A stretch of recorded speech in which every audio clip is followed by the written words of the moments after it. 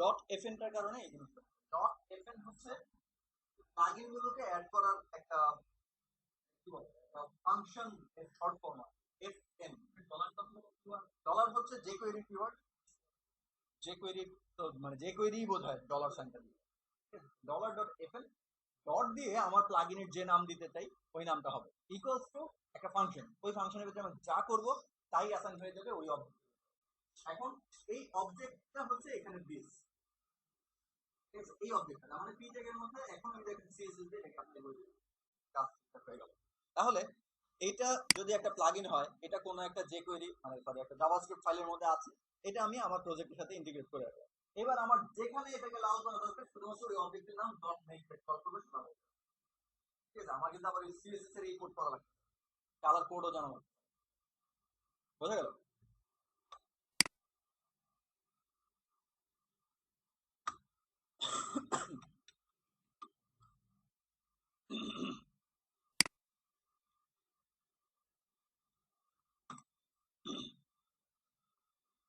ঠিক আছে, তো আমরা যদি সিলেক্টর দিয়ে ধরি অন্য কোনো সিলেক্টর, যে এটার মধ্যে একটা ক্লাস আছে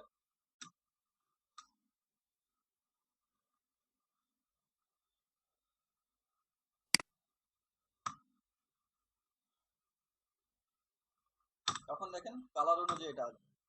এটি সেভ হয়েছে।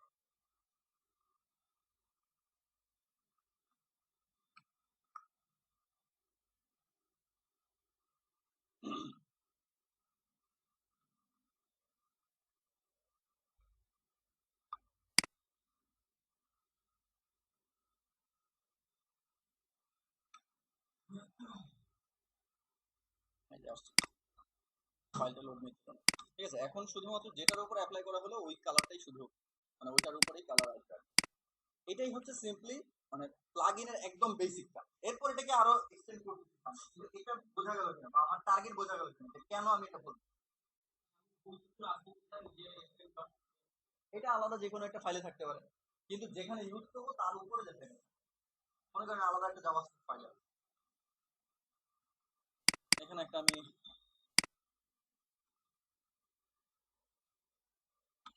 মাই প্লাগইনস ডট জেএস,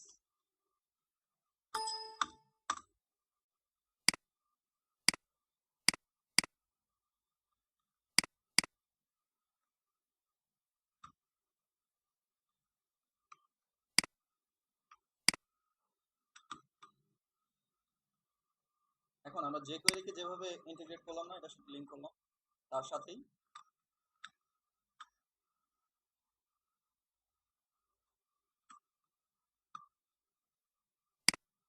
বেস্ট। ঠিক আছে, তো এখন এটা আছে। এবার এর ভিতরে আমরা যেখানে কোড করব শুধুমাত্র ওই অবজেক্টের নাম ডট মেক। ডকুমেন্টের টেডি ফাংশনে ঢুকেই আমি যদি মেক রেডকে কল করি এটা কালার হয়ে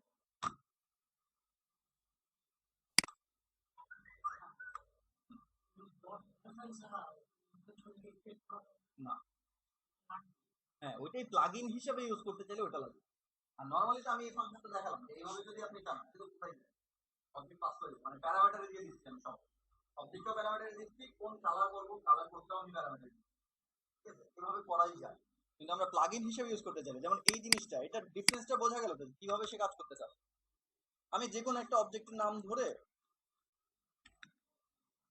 ডট ফেড ইন, এই যে এখন ফেড ইন আমাকে সাজেস্ট করতেছে, এবং ফেড ইন যে কোনো লাইব্রেরির একটা পার্ট। ধরেন স্লাইডার, অ্যাড, হ্যাঁ, প্রিভ, ঠিক আছে, নেক্সট, এইগুলো আছে। তো একইভাবে এখন আমি আমার একটা ফাংশন ঢুকে দিচ্ছি দেখেন মেক রেড।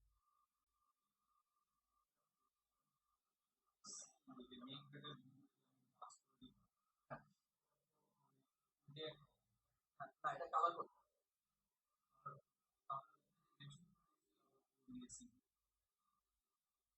এই জায়গাটা, এটা হচ্ছে আমি সিএসএস কালার হিসেবে এই কালার কোডটা বসাচ্ছি। এই কালার হচ্ছে সিএসএস এর একটা কিওয়ার্ড কালার। কোলন দিয়ে আমি কোন কালার বসাতে চাই এটা হচ্ছে প্যারামিটারে যে কালার আসছে ওইটাই। তার মানে হচ্ছে এই যে এখান থেকে C00 পাঠালাম, C00 সিতে আছে, ওই সি এখানে বসে গেছে।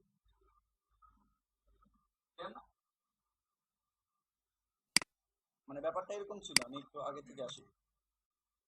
এটা না,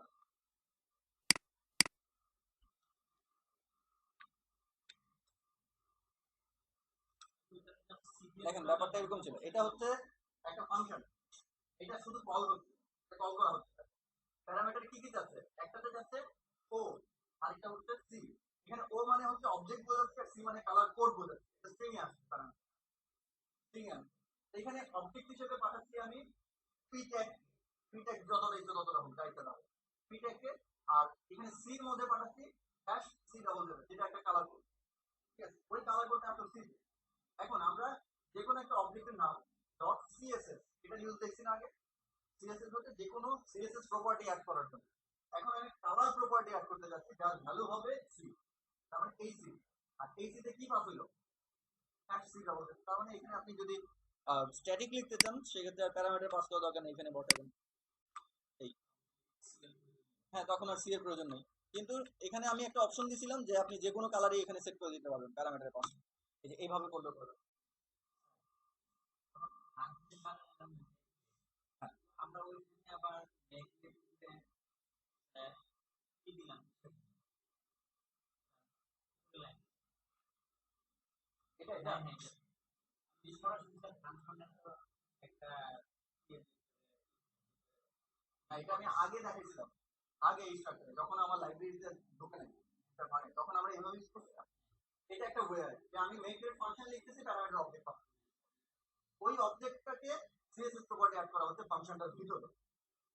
ঠিক আছে, যেমন এই এই এক লাইনের মধ্যে আমি এখন কালার বসাতে যাচ্ছি, কিন্তু যদি নরমালি আমি বসাতে চাইতাম কি করা লাগবে, এই লাইনটা আমার লেখা লাগবে। এটা সিনট্যাক্স একটু বড় না, তার পরিবর্তে আমি চাচ্ছি যে এক লাইনে এইটুকু লিখবো, এটাতে কালার দেবো, কালার করতে নিজে বসাবো। বোঝা যাচ্ছে না, বুঝলেন না? আচ্ছা আসেন আমি আমার ওই ইয়েতে যাই।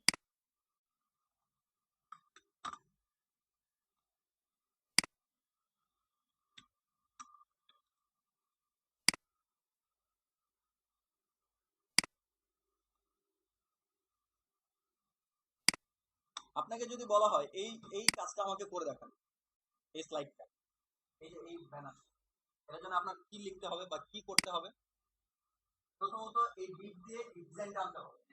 যখন মাউসটা ঢুকবে অন মাউস ওভারে আপনাকে কি কাজ করতে হবে, ওকে উইডথ বাড়াইতে হবে, সিএসএস প্রপার্টি চেঞ্জ করে, সিএসএস প্রপার্টি চেঞ্জ করে উইডথ বাড়াই দেবে। কিন্তু ওর যদি উইডথ বাড়াই দেন অন্যগুলোর কিন্তু জায়গা বেড়ে যাবে, তখন দেখা যাবে ওরা নিচের লাইনে চলে আসবে। কিন্তু এইটা যতটুকু এরিয়া বাড়তেছে ওই অনুযায়ী সবারকে উইডথ কমাই দিতে হবে। ঠিক আছে, এটা এলিমেন্টের মাধ্যমে আমরা করছি সিএসএস প্রপার্টি। এই ক্যালকুলেশন করে আপনার কোড কয় লাইন হতে পারে, কমপক্ষে 8-10 লাইন। ঠিক আছে, মানে মিনিমাম হবে আর কি 8-10 লাইন, যদি আপনি খুব অপটিমাইজ করে করতে পারেন। এখন আমি বললাম যে আমার 8-10 লাইন কোড দরকার নেই, আপনি শুধুমাত্র প্রথমে HTML এর ডিজাইনটা বানান, বানানোর পর মেক অ্যালাইভ নামে একটা ফাংশনকে কল করে দেন, সে ওই 8-10 লাইন কোড করে দিবে। দেখেন এটা একটু পরেই আমি কোডটা দেখাইছি যে কি, মানে এই আউটপুটটা পাইতে হলে আমাকে কি করতে হবে। দেখেন এটা হচ্ছে ডিজাইনটা, এটা হচ্ছে ডিজাইনটা। ঠিক আছে, ডিজাইনটা এই স্ট্রাকচার লিখতেই হইলো, কোনো সিএসএস আপনার দরকার নেই। আর যে কোয়েরির মধ্যে শুধুমাত্র মাই কন্টেইনার, মাই কন্টেইনার হচ্ছে মূলত যেটার ভিতরে, যে ডিপটার ভিতরে এই ডিজাইনটা যে মাই কন্টেইনার, তাই বলছি যে মাই কন্টেইনার ডট মেক অ্যালাইভ, শুধু এটা লিখে একটা ব্র্যাকেটটা শেষ করে দেন, ওইরকম হয়ে যাবে। কিন্তু যেহেতু আমার ডিফারেন্ট ডিফারেন্ট ইমেজ দেখাতে যাচ্ছি, এই জন্য ইমেজ রিসোর্স নাম দিয়ে আমি সবগুলো ইমেজ দেখাই, যে প্রতিটা ঘরে সিরিয়ালি এই ইমেজগুলো ব্যবহার করো। আগে থেকেই বানানো মানে ওইটা বানাইছি আমি, ওইটাই হচ্ছে প্লাগইন এক্সপ্যান্ড, এইসব হিসাব নিকাশ যা কিছু করা লাগে সব সে করবে। হ্যাঁ, ওই ফাংশনটার ভিতরে করা মেকালাইজ ফাংশন।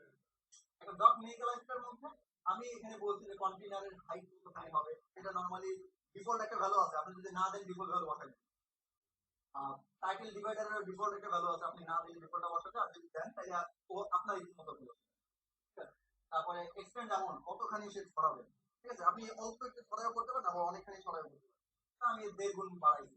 ইমেজ রিসোর্স সবগুলো ইমেজ ধরাই দিচ্ছি, কালার রিসোর্স ব্যাকগ্রাউন্ডে কি কালার বসবে সেই কালার গুলো এখানে রিসোর্স দিয়ে দিচ্ছে, সে বাকি হিসাব নিকাশ যা কিছু করা লাগে সব কিন্তু নিজে করছে।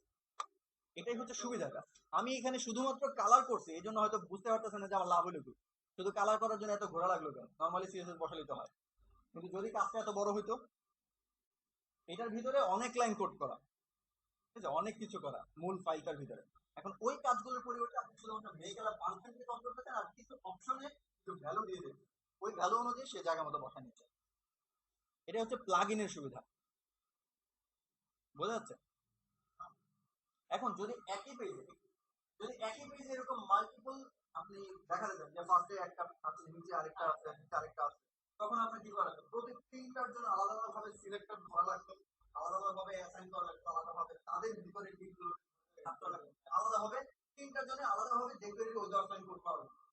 কিন্তু আমার প্লাগইনের সুবিধা দিয়েছে যে আপনি কোন ডিপের ভিতরে এগুলো করতে চান, ডিপের নামটা দিয়ে মেক এলাইভ, এবার সে অটোমেটিক্যালি তার ভিতরে ডিপগুলোর স্ট্রাকচার নিজে থেকে ধরে অ্যাসাইন, ঠিক আছে? শুধুমাত্র আপনাকে মাই কন্টেইনার ডট মেক এলাইভ এক জায়গায় কল করছেন, নিচে লাইনে কল করেন যে your container dot make alive, দেখবেন দুইটা কন্টেইনারের মধ্যে ওই রকম পেয়ে গেছে, ঠিক আছে? এটাই হচ্ছে প্লাগইনের সুবিধা।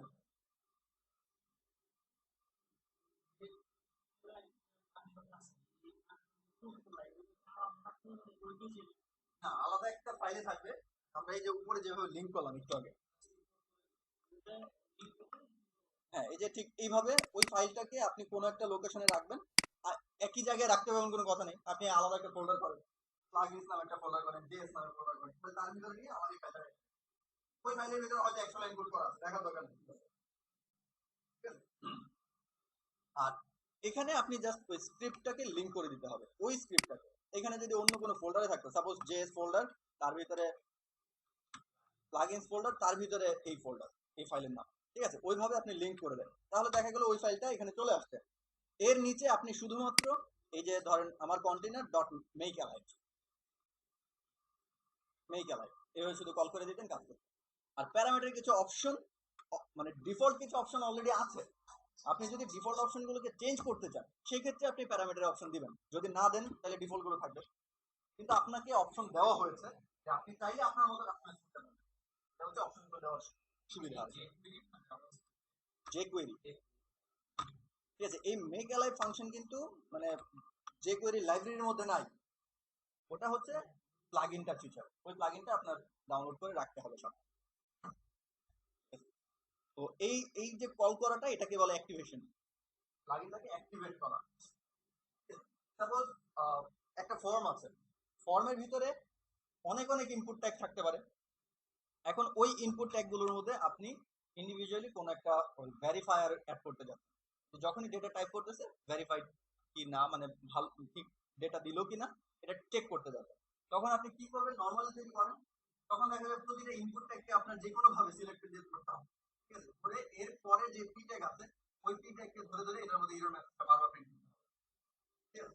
যদি নেক্সট আরেকটা থাকে এটা আবার করতে হবে, অথবা কোনো না কোনো ভাবে এমন কমন কিছু একটা রাখবেন যে এখানে এমন হতে পারে ক্লাসের ভিতরে দেওয়া আছে ইমেল, ঠিক আছে? তার মানে হচ্ছে ইমেল ক্লাসের যেগুলো আছে এগুলোর মধ্যে ইমেল ভেরিফাই করুন, ফোন ক্লাসের যে কাজ এটা ফোন ভেরিফাই করুন, এরকম ভাবে চেক করে আপনি কাজ করতে হবে। একই পেজে যদি দুইটা ফর্ম থাকে তখন একই পেজে দুইটা ফর্ম, তখন ঝামেলা হবে না, ক্লিক করবে না, ইমেল ক্লাস ধরে যায়, মানে একটু ভাবনা করতে হবে কোডিং এ, আপনাকে চিন্তা করে এগুলোকে ডিজাইন করতে হবে কি করবো না করবো। কিন্তু যদি প্লাগইন ইউজ করেন সেই ক্ষেত্রে আপনার চিন্তা করা হবে, মানে আমি আপনার বলতে বোঝা যাচ্ছে যে এটাকে ডেভেলপ করবেন, আপনার প্লাগইনটা ইউজ, তার চিন্তা করার দরকার নেই, যে প্লাগইনটা বানাবো সে সব দিক চিন্তা করে এটাকে বানাই দিয়ে দিবে, ওটাকে শুধুমাত্র আপনি রাখবেন। আর কোন একটা ফর্মের নাম, সাপোজ একটা ফর্ম ট্যাগ, আপনি ক্লাস দিলেন সামথিং, আর এখানে হতে পারে ধরেন টিপিস, ঠিক আছে? তো আপনি যে এটাকে আপনার প্লাগইনটি ইউজ করবে তার কাজ হচ্ছে ডলার ডট এবিসি, এরপর হচ্ছে ভেরিফায়ারের নাম, যেমন ভেরিফাই, সে শুধুমাত্র এইটুকু লিখে রাখবে, ঠিক আছে? আর কিছু কিন্তু করবেন যে প্লাগইনটা ইউজ করবে সে আর শুধুমাত্র ফর্মের কোন একটা সিলেক্টর দিয়ে ফর্মটাকে ধরবে, তারপর ডট ভেরিফাই, যখন ভেরিফাই কে কল করবে, ভেরিফাই ফাংশনটা যেখানে লেখা আছে ওইটার কাজ হচ্ছে ফর্মের ভিতরে আছে ওইটার ভিতরে কি হবে না কোন হবে এগুলো ডিসাইড করে করে প্রত্যেকটা ভেরিফিকেশন করতে যে কারণে মেসেজ দিলে নাকি মিস মেসেজ দিলে এই ব্যাপারগুলো। এখন মেসেজটা কই আছে বা মেসেজের ফিল্ডের জন্য কোনো এক্সট্রা কিছু আপনি করতে চান কিনা সেক্ষেত্রে আলাদা কিছু অপশন দিয়ে দেওয়ার অপশন সে যাতে তার মতো করে কাস্টমাইজ করতে পারে। যেমন ইরো মেসেজ, যদি ইমেল হয় ইরো মেসেজ কি হবে, ও হয়তো বিল্ডিং একটা দিয়ে রাখবে। এখন সে আবার আপনাকে সুবিধা দিল যে আপনি চাইলে ওই ইরো মেসেজ, ঠিক আছে, এই ফিচারগুলো আপনি চাইলে দিতে পারেন যে ডেভেলপ করবে সে। একদম বেসিক থেকে শুরু করছি, এই জন্য মানে শুধু কালার কোড চেঞ্জ করে লাভ হইলো কি এটা বুঝতে হয়তো সমস্যা হচ্ছে। যদি কাজটা বড় হয় তখন বুঝবেন যে আসলে প্লাগইনটা ইউজ করে সুবিধা কি।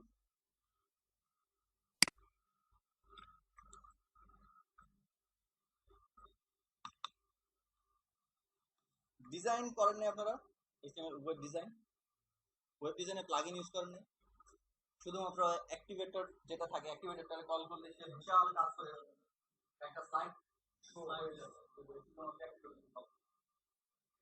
অনেক বড় বড় যেমন রেগুলেশন সাইট আছে, কত অপশনের অভাব নেই।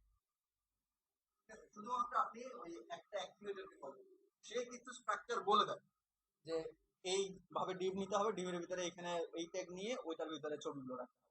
আর কিছু কি বলে প্রপার্টি দিয়ে দেওয়ার জন্য আবার মাঝে মাঝে বলে এটা সেট কি হবে, যেমন নরমালি ধরেন একটা ডিভ, এখানে ক্লাস আইডি এগুলো তো কমন দিবে, এর বাইরে হয়তো অনেক সময় বলে দিবে row count, amount equal to something. এটাকে সে আবার ওই যে কেউ রিড করে ওটার উপর ডিপেন্ড করবে। কারণ ডেটা এটার উপর ডিপেন্ড করে আবার কোনো ব্যাপার নেই, ঠিক আছে। তো এগুলো হচ্ছে এক্সট্রা কিছু প্যারামিটার সে বলে দেয়, বাকি যে ডেভেলপ সে বলে দেয় যে এই প্যারামিটারগুলো আপনি সাথে রাখবেন, এখান থেকে ডেটাটা নিয়ে নেবেন, ঠিক আছে। সাইটের যে প্লাগইনগুলো আছে, সাইটের যে প্লাগইনগুলো আছে সেগুলো কি আমরা তৈরি করতে পারবো? হ্যাঁ, সে তৈরি করতে হইলে তো আপনাকে এইগুলো জানতে হবে, ওইটাই তো ডেভেলপে আগাচ্ছি আমি। সে তৈরি করার জন্যই তো ডেভেলপমেন্ট, নাহলে তো ডিজাইন করে চলে যেত।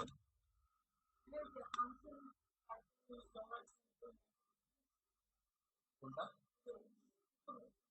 এইটা মানে ডিরেক্টলি কল করার জন্য এই সিস্টেমটা, ঠিক আছে। একটা ফাংশন ডলার সাইনটা দেওয়া হলো, আর এই ডলারের মিনিং কি সেটা এখানে বলা আছে, যে ডলারের মিনিং হচ্ছে যে কে, ঠিক আছে। এটা হচ্ছে নরমালি তো আমরা যে কোয়েরি লাইব্রেরি, এছাড়াও জাভাস্ক্রিপ্টের অনেকগুলো লাইব্রেরি, তো যে কোয়েরি ডলার সাইনটাকে স্পেশালি বেশি ইউজ, কিন্তু অন্যান্য লাইব্রেরি আছে যারা কিনা ডলার সাইনটাকে ইউজ, ঠিক আছে। এখন এখানে আপনি ডলার সাইন দিয়ে কিছু একটা কাজ করবেন, যেমন $.fn, এখন এখানে ডলারের মানে এখন যে আরেকটা আছে জাভাস্ক্রিপ্টের অন্য একটা লাইব্রেরি, ধরে নেই যে XYZ, এখন XYZ এর মধ্যে ডলার সাইনের মানে হচ্ছে XYZ, তাহলে XYZ এর ভিতরে FN যদি খুঁজতে যায় তাহলে কনফ্লিক্ট করবে না, ওখানে তো পাবে না।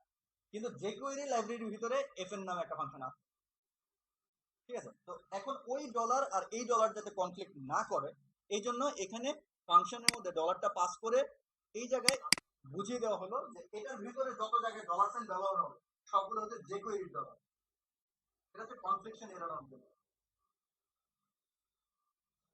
নরমালি এরকম ওয়েবসাইটে যদি আমরা প্লাগইনটা করতে যাই তাহলে তো হ্যাঁ বের হয়ে যাবে। হ্যাঁ, সেটা ওয়ার্ডপ্রেসের প্লাগইনটা তো ডিফারেন্ট, ওটা তো jQuery। হ্যাঁ, ওটার জন্য আলাদা ফাইল থাকবে, প্লাগইন নামে একটা ফোল্ডার আছে তার ভিতরে আপনার ফাইল থাকবে।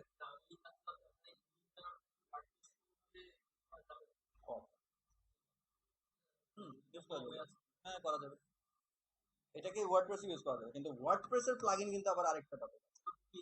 হ্যাঁ, PHP তে ডেভেলপ করা যাবে, ওটা আছে, ওটাও আপনারা শিখবেন লাস্ট দিকে 3টা অথবা 4টা ক্লাস।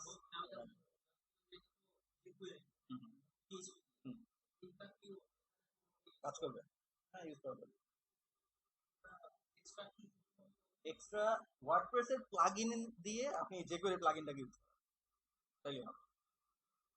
ওয়ার্ডপ্রেসের প্লাগইনকে তো ওয়ার্ডপ্রেস অ্যাডপ্ট করতে পারে, এখন ওই প্লাগইনের মধ্যে আপনি যে করে আমার এই প্লাগইনটাকে ইউজ করেন, তাহলে এটাকে ওয়ার্ডপ্রেস নিয়ে নেবে, হ্যাঁ এটাকে কল করা তাহলে চলে যাবে,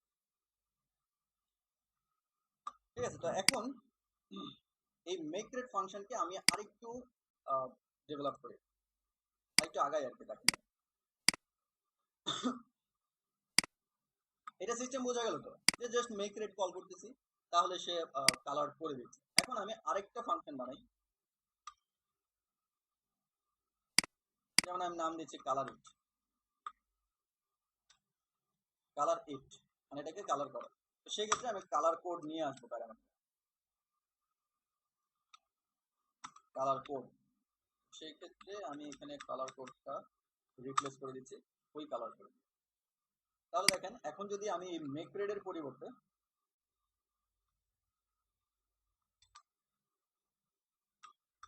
নাম দিই কালার ইট এবং প্যারামিটারে পাস করি C5,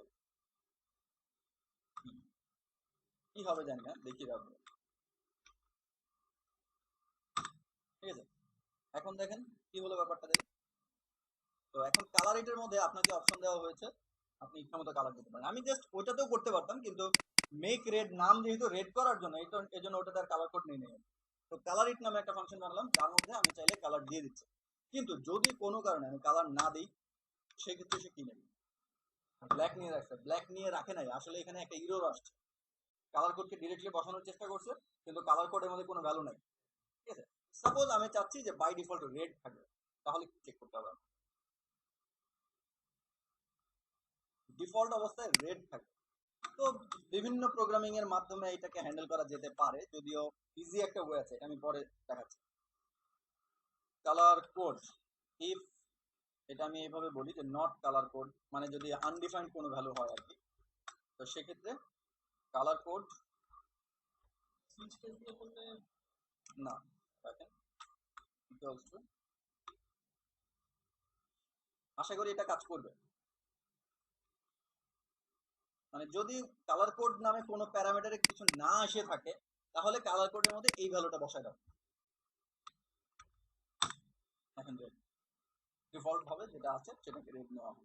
এখন এইভাবে যদি অনেকগুলো অপশন থাকে, যেমন আপনি আমার ওই প্লাগইনটার মধ্যে দেখতে পারেন এখানে ফার্স্ট মানে সবগুলো শুরুতে কন্টেন্টের হাইট আপনাকে একটা ডিভাইডার আছে যেটা বুঝে আসে, ওটার একটা হালকা একটা হাইট আছে, ওইটা আপনাকে কাস্টমাইজ করতে, ইমেজ রিসোর্স গুলো কাস্টমাইজ করতে, কালার রিসোর্স গুলো কাস্টমাইজ করতে, উইথ স্কুইজের অ্যামাউন্টটা কাস্টমাইজ করতে। এখন এতগুলো প্যারামিটারে আসলো কি আসলো না এভাবে চেক করা কি সম্ভব? মানে অসম্ভব না, কিন্তু কোডটা কতটা বিরক্তিকর হবে যে এতগুলো ভ্যালু প্যারামিটার যদি আসে এই করো, যদি না আসে ওই করো, এটাকে হ্যান্ডেল করা বিরক্তিকর একটা কাজ হবে না? বোঝাতে পারছি? দেখেন এখানে শুধুমাত্র কালার কোড একটা মাত্র অপশন, কালার কোডের জন্য আমাকে এই 2-3 লাইন কোড করা লাগে। এখন যদি এরকম 20টা অপশন থাকে, 20টা প্যারামিটার থাকে এবং ইউজার কোনো কারণে চাচ্ছে যে আমি প্রথমটা দিব, এরপর পঞ্চমটা দিব, এরপর 17 নাম্বারটা দিব, মাঝের প্যারামিটার গুলো দিল, সেক্ষেত্রে পরপর যদি 3টা দেয় তাহলে এটা এখানে ইনপুট হিসেবে প্রথম 3টা নিয়ে নেবে না। মনে করেন এখানে A B C D E F আছে, যে কল করলো তখন সে বললো যে প্রথম দ্বিতীয় তৃতীয়টার মধ্যে ইনপুট দিল, বাকি গুলিতে কোনো ইনপুট দিল না। ঠিক আছে, তাহলে এটা এ বি এবং সি তে চলে আসবে। কিন্তু সাপোজ সে চাচ্ছিল যে আমি এর ভ্যালু দিব, এস এর ভ্যালু দিব আর জেড এর ভ্যালু, তাহলে এইগুলো মানে অনেক কিছু ঘাপলা হয়ে যাবে যদি এইভাবে হ্যান্ডেল করতে চান। তো সেই ক্ষেত্রে ডিফল্ট অপশন নাম দিচ্ছি আমি একটা, ডিফল্ট অপশন, আমি এটাকে কেটে দিয়ে, এটাই হচ্ছে জেসন স্ট্রাকচার। একটু খেয়াল করেন জেসন কি জিনিস। জেসন হচ্ছে JavaScript object notation, JSON, JSON JavaScript object notation. ও যে সুবিধাটা আপনাকে দিচ্ছে সেটা হচ্ছে একই সাথে আপনি অনেক ডেটা, অনেক ধরনের ডেটাকে একটা ভ্যারিয়েবলের মধ্যে রেখে দিতে পারবেন। অনেক ধরনের ডেটা, সাপোজ আপনি স্ট্রিং, ইন্টিজার, আবার ধরুন একটা অ্যারে, আবার একটা অবজেক্ট, একই সাথে আপনি একটা অ্যারের ভিতরে রাখবেন, একটা ভ্যারিয়েবলের মধ্যে রাখবেন, সেই সুবিধাটা সে আপনাকে দিবে। এটার মধ্যে শুধুমাত্র মূলত তিন ধরনের ডেটা আছে আর কি, যদিও অনেক ধরনের বলতেছি, 3 ধরনের এই ডেটাগুলোকে সাজানো যায়।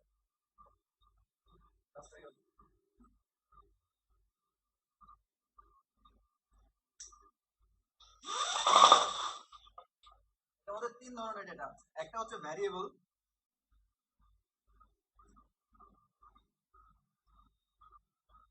অবজেক্ট আর এটা হচ্ছে অ্যারে বল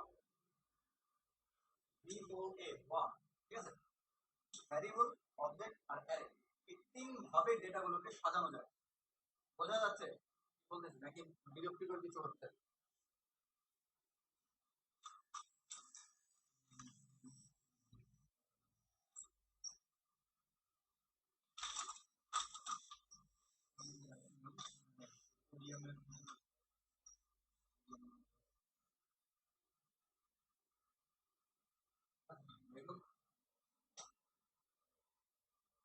এখানে সাপোজ আমি কালার কোড নিতে চাই, তো আমি ডিফল্ট কালার কোড যেটা,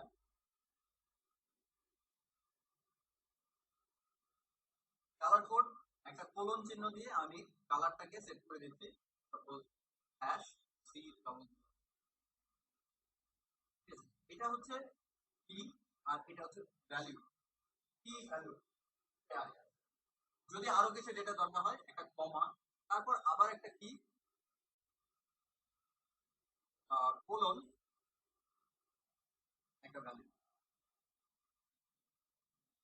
যদি আরো ডেটা দরকার হয় কমা দিয়ে কি ভ্যালু, জাস্ট কোলন দিয়ে সেপারেট করা হবে, যেটা সিএসএস এর ভিতরে আমরা অ্যাপ্লাই করতেছি, সেটাই জেসন। এটা হচ্ছে কি কোলন ভ্যালু কমা, কমা দিয়ে আরেকটা কি ভ্যালু পেয়ে কি কোলন ভ্যালু, ঠিক আছে। এটা হচ্ছে ভ্যারিয়েবলের স্ট্রাকচার যদি ভ্যারিয়েবল হয়। সাপোজ আমি নিতে চাচ্ছি কোনোভাবে এর মান 10 কমা বি এর মান নিতে চাচ্ছি একটা স্ট্রিং, সাপোজ বাংলাদেশ, ঠিক আছে। আবার ধরেন সি এর মান নিতে চাচ্ছি অন্য কিছু একটা 20.7,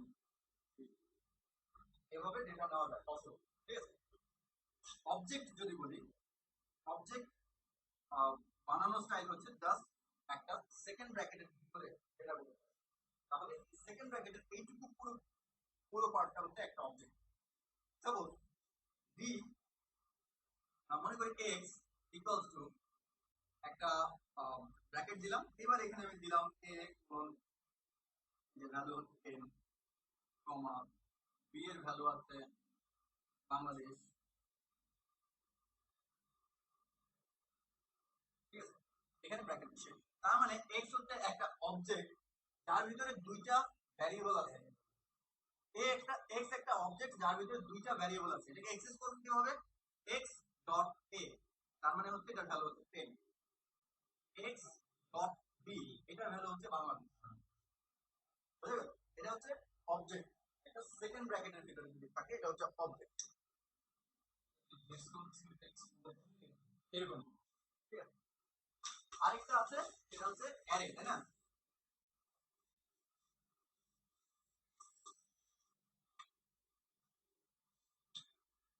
অ্যারে হচ্ছে সাপোজ জাস্ট যদি একটা থার্ড ব্র্যাকেটের ভিতরে ডেটা গুলো থাকে, এ মান হচ্ছে 10, বি মান হচ্ছে বাংলাদেশ,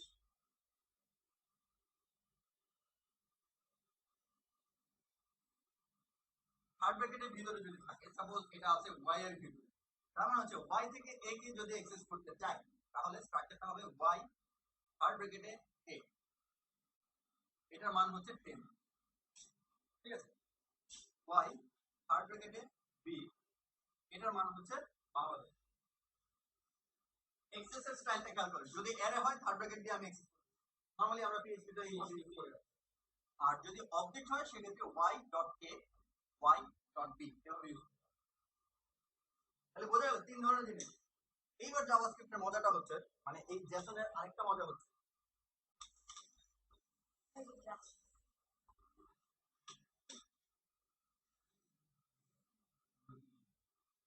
জাভাস্ক্রিপ্ট অবজেক্ট নোটেশন।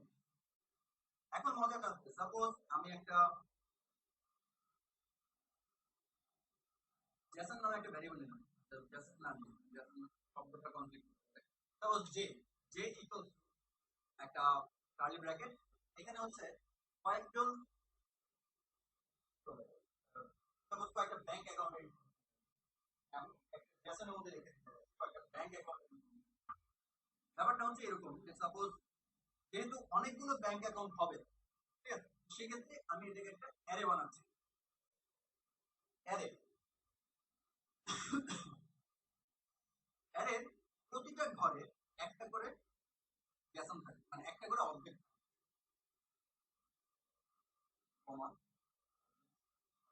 তার মানে এটা একটা অবজেক্ট, এটা একটা অবজেক্ট, এটা একটা অবজেক্ট। এটা হচ্ছে একটা অ্যারের ভিতরে আছে। তার মানে কি দাঁড়াচ্ছে, যে অ্যারেটার ভিতরে তিনটা অবজেক্ট আছে, শূন্যতম অবজেক্ট, একতম অবজেক্ট, দুতম অবজেক্ট। এবার এই অবজেক্টের ভিতরে একটা ভ্যারিয়েবল আছে অ্যাকাউন্ট আন্ডারস্কোর নাম্বার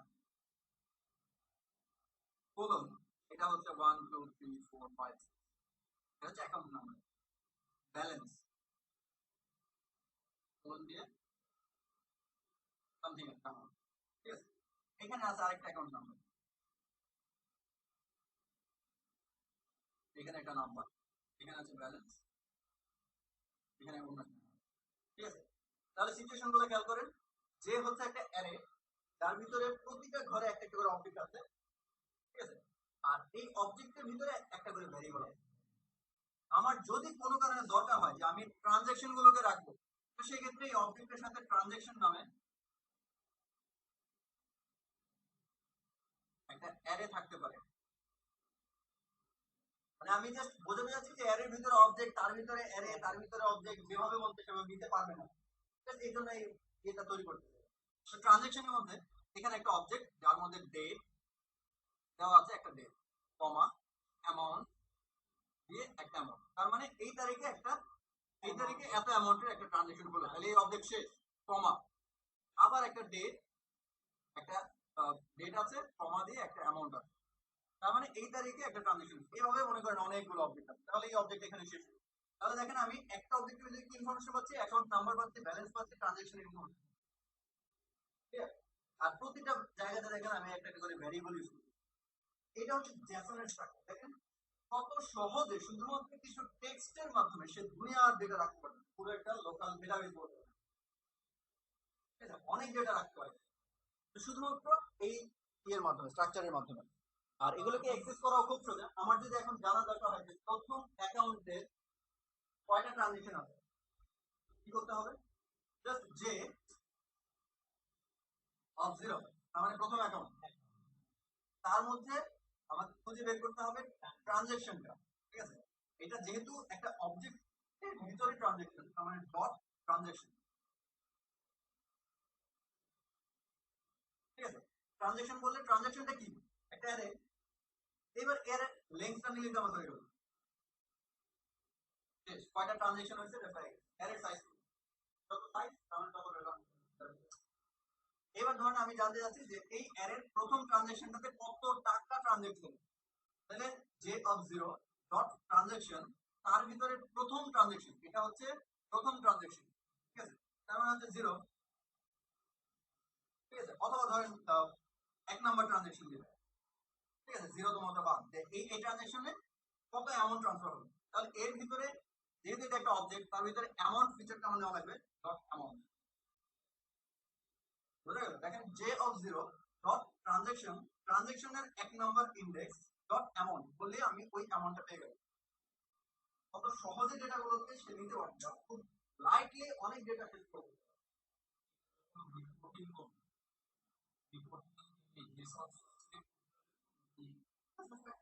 নেওয়া যায়, এটা আপনার উপর ডিপেন্ড করে। এসকিউ থেকে ডিরেক্টলি নেওয়াই যায়, ওটা তো অলরেডি আপনারা জানেন।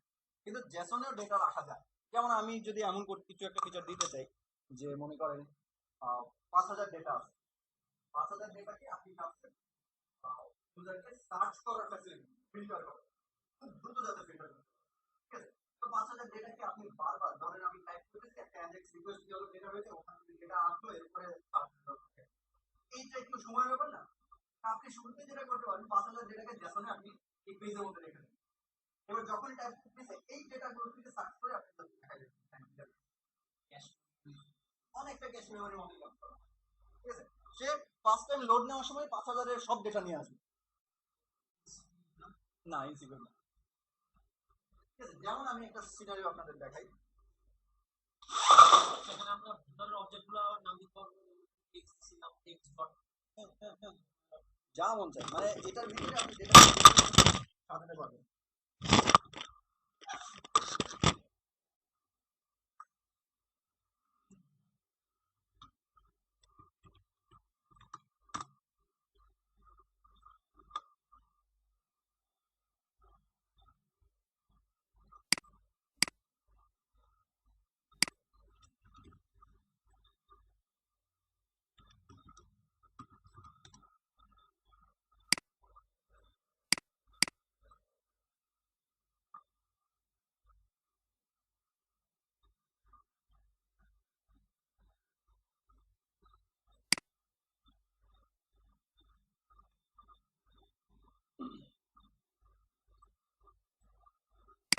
সাপোজ আমি এখন টাইপ করি যে, দেখেন টাইপ করার সাথে সাথে আমাকে এই রেজাল্টগুলো দিয়ে দিচ্ছে। এটা কিন্তু সাজেস্ট করার কাজটা, অ্যাজাক্সে কাজটা করা যেত, কিন্তু তার পরিবর্তে আমি যে কাজটা করলাম, দেখেন জ্যাসনের সব ডেটা আমি প্রথমে এখানে রেখে দিচ্ছি। যখনই আমি একটা কিছু টাইপ করতেছি ইনস্ট্যান্টলি জাভাস্ক্রিপ্ট কোড চালাই দিচ্ছি, যে বলতেছি যে দিয়ে ম্যাচ কোনগুলো অনেক ডেটা আছে তার মধ্যে যেগুলো যে দিয়ে ম্যাচ হয় ওই ডেটাগুলো এখানে নিচে একটা LIUL দিয়ে এটা শো করে দিচ্ছে। এখন যে এম টাইপ করার সাথে সাথে দেখেন ইনস্ট্যান্টলি কিন্তু সার্চিংটা করছে, ঠিক আছে, স্পেস। তো এখন এখান থেকে আপনি জাস্ট একটাকে চুজ করে নিচ্ছেন। এই ভ্যালুটাও কিন্তু মানে বসতে সময় লাগে না, ঠিক আছে, একদম ইনস্ট্যান্ট, কোনো মানে অ্যাজাক্স রিকোয়েস্ট ব্যাকএন্ডে কোনো রিকোয়েস্টই যায় না, ঠিক আছে। আবার এখানে অন্য কোনো একটা দিয়ে দেখতে পারেন, যেমন নাই এমন কিছু একটা দেন, সার্চ করলো সে পাইলো না, এমন কোনো বই নেই। জি, ডেটাবেস থেকে প্রথমে যখন পেজটা লোড নিল তখন সব ডেটা নিয়ে আসে। এবার তো দেখায় ডেটাগুলো কই আছে, কিভাবে আছে। খুবই আপনি ডেটা লেন্থ বুঝতে হবে ফার্স্ট, ডেটা কেমন হতে পারে। এই যে আমি বললাম যে ধরেন 5000 ডেটা আছে, 5000 ডেটা খুব বেশি বড় না, কিন্তু আপনি যদি ব্যাংকের সব ট্রানজেকশন রাখতে চান সেক্ষেত্রে কিন্তু আবার পেজ লোড সারাদিন লাগে দেবে, ঠিক আছে। যেমন এখানে আমি কি রাখছি, শুধুমাত্র বইয়ের নামগুলো, ওর কয়টা বই আছে, 2000 বই সর্বোচ্চ, ঠিক আছে, 2000 বই ডেটা রাখতে কোনো কষ্ট নেই। একটা বইয়ের সাথে কয়টা ইনফরমেশন, সর্বোচ্চ 5টা ইনফরমেশন থাকতে পারে। তারপর বইয়ের কোড, বইয়ের নাম, ইউনিট প্রাইস আর অ্যামাউন্ট কোয়ান্টিটি কয়টা, সেই 4টা বা 5টা ইনফরমেশন একটা বইয়ের সাথে। 2000 ইন্টু 5, 10,000, মানে 10,000টা ভ্যারিয়েবল হবে জাস্ট, তাই না। ডেটাটা আছে এখানটায়, এই যে দেখেন প্রোডাক্টস, আচ্ছা products 256 number product. I I হচ্ছে সম্ভবত আইডির জন্য আমি মেনটেন করছি। এন হচ্ছে তার নেম, এটা বাংলায় নামটা, এই জন্য এটা ওই ফরম্যাটে চলে আসছে, এটা গেল এন। তারপরে আসছে R, R for rate, Q for quantity, আর কোনো ইনফরমেশন নেই। এটা গেল একটা, এই যে দেখেন সেকেন্ড ব্র্যাকেট, তার মানে এটা একটা অবজেক্ট। আর এই অবজেক্টগুলো আছে কোথায়, দেখেন আরেকটা অবজেক্টের ভিতরে, তার মানে প্রোডাক্ট ডট 256 যদি দেই, তার মানে হচ্ছে প্রোডাক্টের 256তম এলিমেন্টের, ধরেন আমার জানা দরকার যে নামটা কি, তাহলে প্রোডাক্টের 256তম এলিমেন্টের এন এর ভ্যালু কি সেটা আমি দেখি এইভাবে। আর এখানে আমার যে কাজটা করা হয়েছে সেটা হচ্ছে একটা লুপ চলে গেল সবগুলো এন এর উপরে, সবগুলো এন এর উপরে লুপ চললো, যার সাথে তার কিওয়ার্ডটা ম্যাচ হয় ওই ডেটাগুলো রাখলো, বাকিগুলো মুছে দিল, মানে যখন লিস্টটা শো করে, ঠিক আছে। কারণ এই নেইমের উপর ভিত্তি করে সে সার্চ করতেছে, যখন আমি আর টাইপ করতেছি এই আর ডি থাকবে, বাকিগুলো থাকবে না, যেটাতে আর নাই ওটা থাকবে না, ঠিক আছে। এইভাবে জাস্ট এই ডেটাগুলো স্টোর হয়ে আছে। এই একটা স্ক্রিপ্ট, এটা পিএইচপি দিয়ে এখানে প্রিন্ট হয়ে গেছে, ডেটাবেস থেকে উঠে পিএইচপি দিয়ে এই জ্যাসনটা এখানে প্রিন্ট হয়েছে।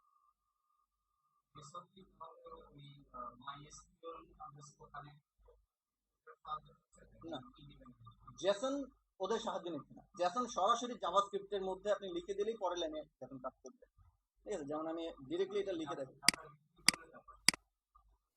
ডেটা বেস থেকে ডেটা তুলে আনার কাজটা, তখন তো পিএইচপি ডিরেক্টলি কাজ করতে হবে। ডেটাবেস থেকে ডেটা উঠে এটা ঢুকলো পিএইচপি কোনো একটা অ্যারের ভিতরে, অথবা একটা ওখানে অবজেক্ট ভ্যারিয়েবল ট্যারিয়েবল দিয়ে সে পিএইচপি এটাকে কাজটা করতে হবে, ঠিক আছে। এরপর সেটাকে জেসনে এনকোড করে একটা স্ক্রিপ্টের ট্যাগের ভিতরে প্রিন্ট করে দিচ্ছে, ঠিক আছে। যেমন আমি একটু পিএইচপি তে কোডটা করি যে কেমন হতে পারে কোডটা। সাপোজ এখানে একটা পিএইচপি ট্যাগ আছে, একটা অ্যারে, এ অ্যারের মধ্যে ডিরেক্টলি অ্যাসাইন করতেছি একটা ভ্যালু 30, বি ফর বাংলাদেশ। ঠিক আছে, এটা একটা অ্যারে, পিএইচপির অ্যারে। এটা আমি এখন স্ট্যাটিক লিখলাম, কিন্তু এই ডেটাটা এমন হতে পারতো না ডেটাবেস থেকে উঠে আসছে। ডেটাবেস থেকে উঠে আসছে, ডেটাবেসের এ নামে একটা ফিল্ডের নাম যার মধ্যে ভ্যালু আছে এটা, আর বি নামে আরেকটা ফিল্ডের নাম যার মধ্যে ভ্যালু আছে। এটা হতে পারতো। এখন শুধুমাত্র এই অ্যারেটাকে আমি জেসন স্ট্রাকচারে জেসন আন্ডারস্কোর এনকোড নামে একটা ফাংশন আছে, তার ভিতরে আমি এই অ্যারেটার নাম দিয়ে দিচ্ছি। এটা পিএইচপি ফাংশন $AR। যখন দিয়ে দিলাম, এটাকে আমি এখন ইকো করতেছি, ইকো জেসন আন্ডারস্কোর এনকোড। সে অ্যারেটাকে জেসনে কনভার্ট করে দিল। ওর আউটপুটটা কি আসে একটু দেখেন। দেখেন a equals to 30, b equals to Bangladesh, Jason structure আসছে, কিন্তু এটা ডিরেক্টলি পেজের মধ্যে প্রিন্ট হয়ে গেছে, তাই না? এই যে এখানে, যদি এখানে না রেখে আমি একটু টেকনিক করে তার আগে একটা স্ক্রিপ্ট ট্যাগ বসাই এবং তারপরে নিয়ে এটাকে স্ক্রিপ্টের এন্ডিং করি, ঠিক আছে? আর এই জেসনের যে ভ্যালুটা, এটা একটা আমি জাভাস্ক্রিপ্টের ভ্যালুর মধ্যে রাখি। সাপোজ ভি ইকুয়ালস টু জেসনের ওই ভ্যালুটা। দেখেন এবার স্ট্রাকচারটা কেমন দাঁড়ায়। দেখেন script var V equals to এই জেসনটা, তারপর স্ক্রিপ্ট ট্যাগ শেষ হলো।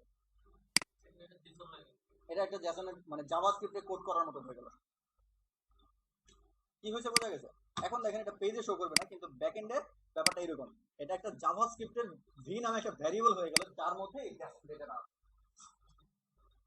ক্লিয়ার?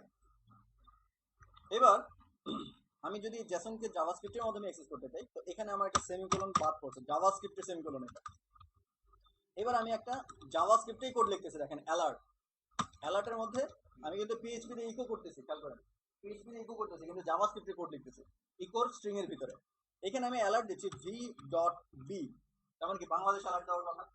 যদি জেসন ঠিকঠাক থাকে, তাহলে ভি এর মধ্যে আছে কি, এই যে বি এবং এ দুটা ভ্যালু আছে, আর এখানে v.b মানে হচ্ছে এই বি কে, যেটা আমি একটা অ্যালার্ট ট্যাগের মধ্যে ঢুকাই।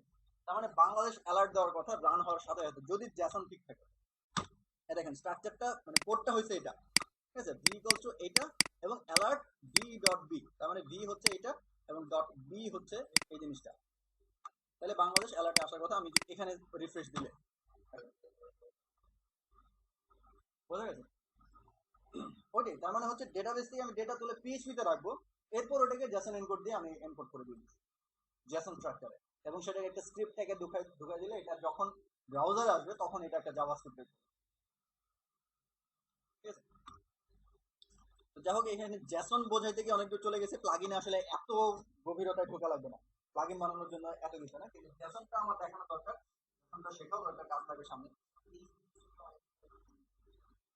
আচ্ছা, এটা হচ্ছে একটা পিএইচপি অ্যারে।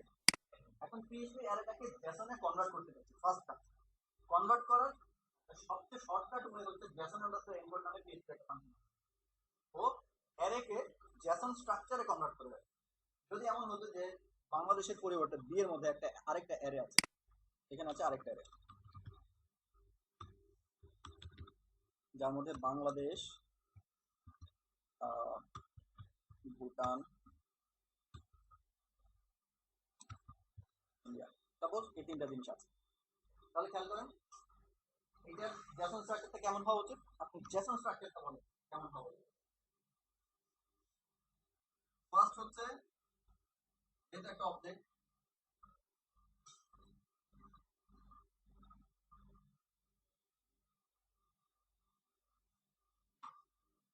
এটা জেসন স্ট্রাকচার কেমন হবে।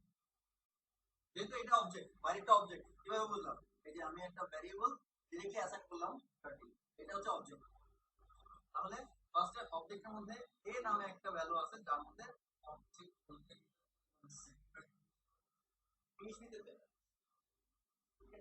যখনই কি দেওয়া আছে, কি দেওয়া আছে, বুঝতে পারছেন? যে দেখেন এটা কি, পিএইচপি অ্যারেতে যখন কি দেওয়া আছে তখন এটা অবজেক্ট হয়ে যাবে। আর এটাতে দেখেন কি দেওয়া নেই, মানে ধরেন B equals to Bangladesh, C equals to Bhutan, I equals to India, এভাবে কিন্তু দেয়নি, ডিরেক্টলি ভ্যালু। এটা হচ্ছে অ্যারে। অ্যারে ফরম্যাট জ্যাসনের ক্ষেত্রে এটা কনভার্ট করলে অ্যারে হয়ে যাবে। তো a ইকুয়ালস টু এর মান আছে 30 আর কমা বি এর মান আছে একটা অ্যারে, তার মধ্যে বাংলাদেশ আছে, ভুটান আছে, ইন্ডিয়া আছে। এই অ্যারেটা শেষ হলো, এরপর অবজেক্টটা শেষ হবে। স্ট্রাকচারটা এমন হওয়ার কথা। আমরা যখন রিফ্রেশ দিচ্ছি দেখেন বাংলাদেশ, ভুটান, ইন্ডিয়া শো করলো। ঠিক আছে, আমরা এখানে গিয়ে যদি রিফ্রেশ দিই এখন জ্যাসন স্ট্রাকচারটা আমাদের এ মান 30 আর বি এর মান একটা থার্ড ব্র্যাকেট দিয়ে বাংলাদেশ, ভুটান, ইন্ডিয়া। ঠিক আছে, দেখেন এই স্ট্রাকচার আর এই স্ট্রাকচার হয়ে গেল।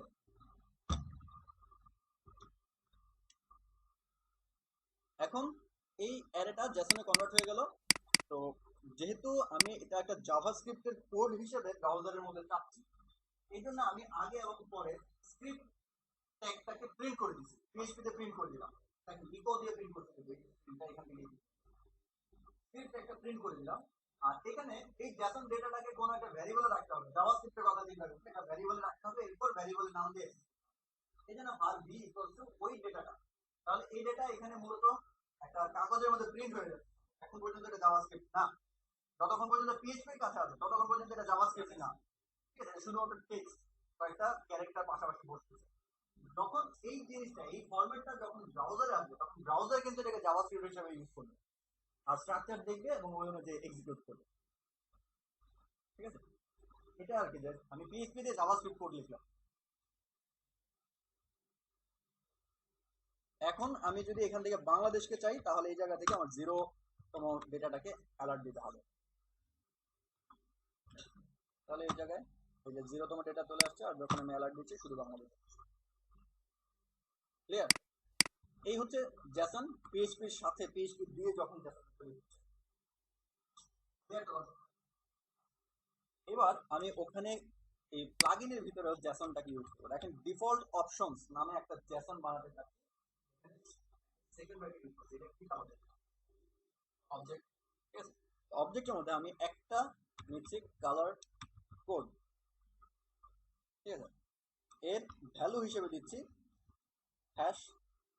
#C00, আরেকটা দিচ্ছি সাপোজ হাইট, ডিফল্ট ভ্যালু হিসেবে দিচ্ছি 50 পিক্সেল। যদিও আমি এটার সাথে হাইটের রিলেশন আছে, তারপর আমি সিএসএস তে হাইটটাকে চেঞ্জ করে দেব।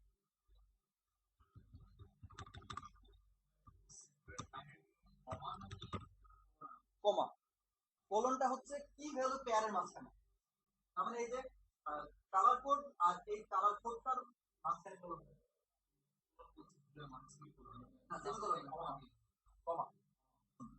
ঠিক আছে, এটা হচ্ছে এক্সট্রা ভ্যালু আরেকটা ভ্যালু। আপনি যদি ডিফারেন্ট লাইনে না রেখে এক লাইনে রাখেন কোনো সমস্যা নেই, অর্থাৎ এইভাবে যদি রাখেন কোনো সমস্যা নেই। ঠিক আছে, তো এখন দেখেন স্ট্রাকচারটা কেমন, আমি ওই প্রথম দিকে যেভাবে দেখাইছি এরকম হয়ে গেছে, কিন্তু বুঝতে সুবিধা হয় যদি এভাবে প্রত্যেকটাকে আলাদা লাইনে রাখেন। এই ঠিক আছে, এখন এখানে আমি হাইট হিসেবে বসাচ্ছি কোনটা, এই হাইটকে, তাই না? এখন এই জায়গায় আমি আসলে কি লিখবো, হাইট নাকি?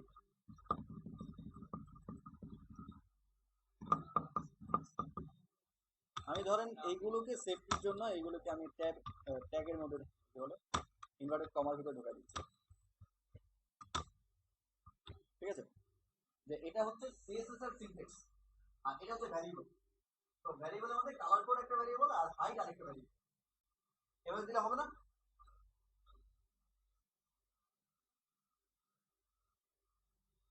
উপরেরটা বাদ, সাপোজ এই কালার কোড নাই, আমি ডিফল্ট কালার অপশনের কালার কোড আর হাইটটাকে ইউজ করতে পারছি, হবে তো নাকি না?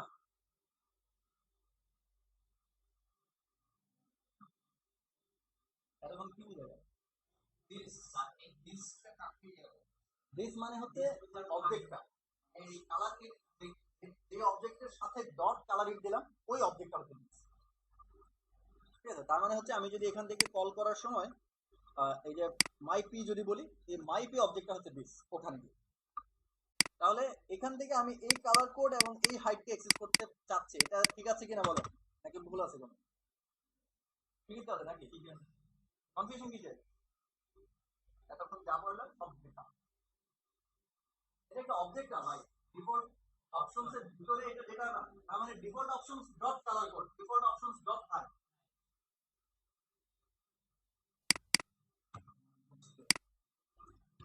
এই হবে না ডেটাটা।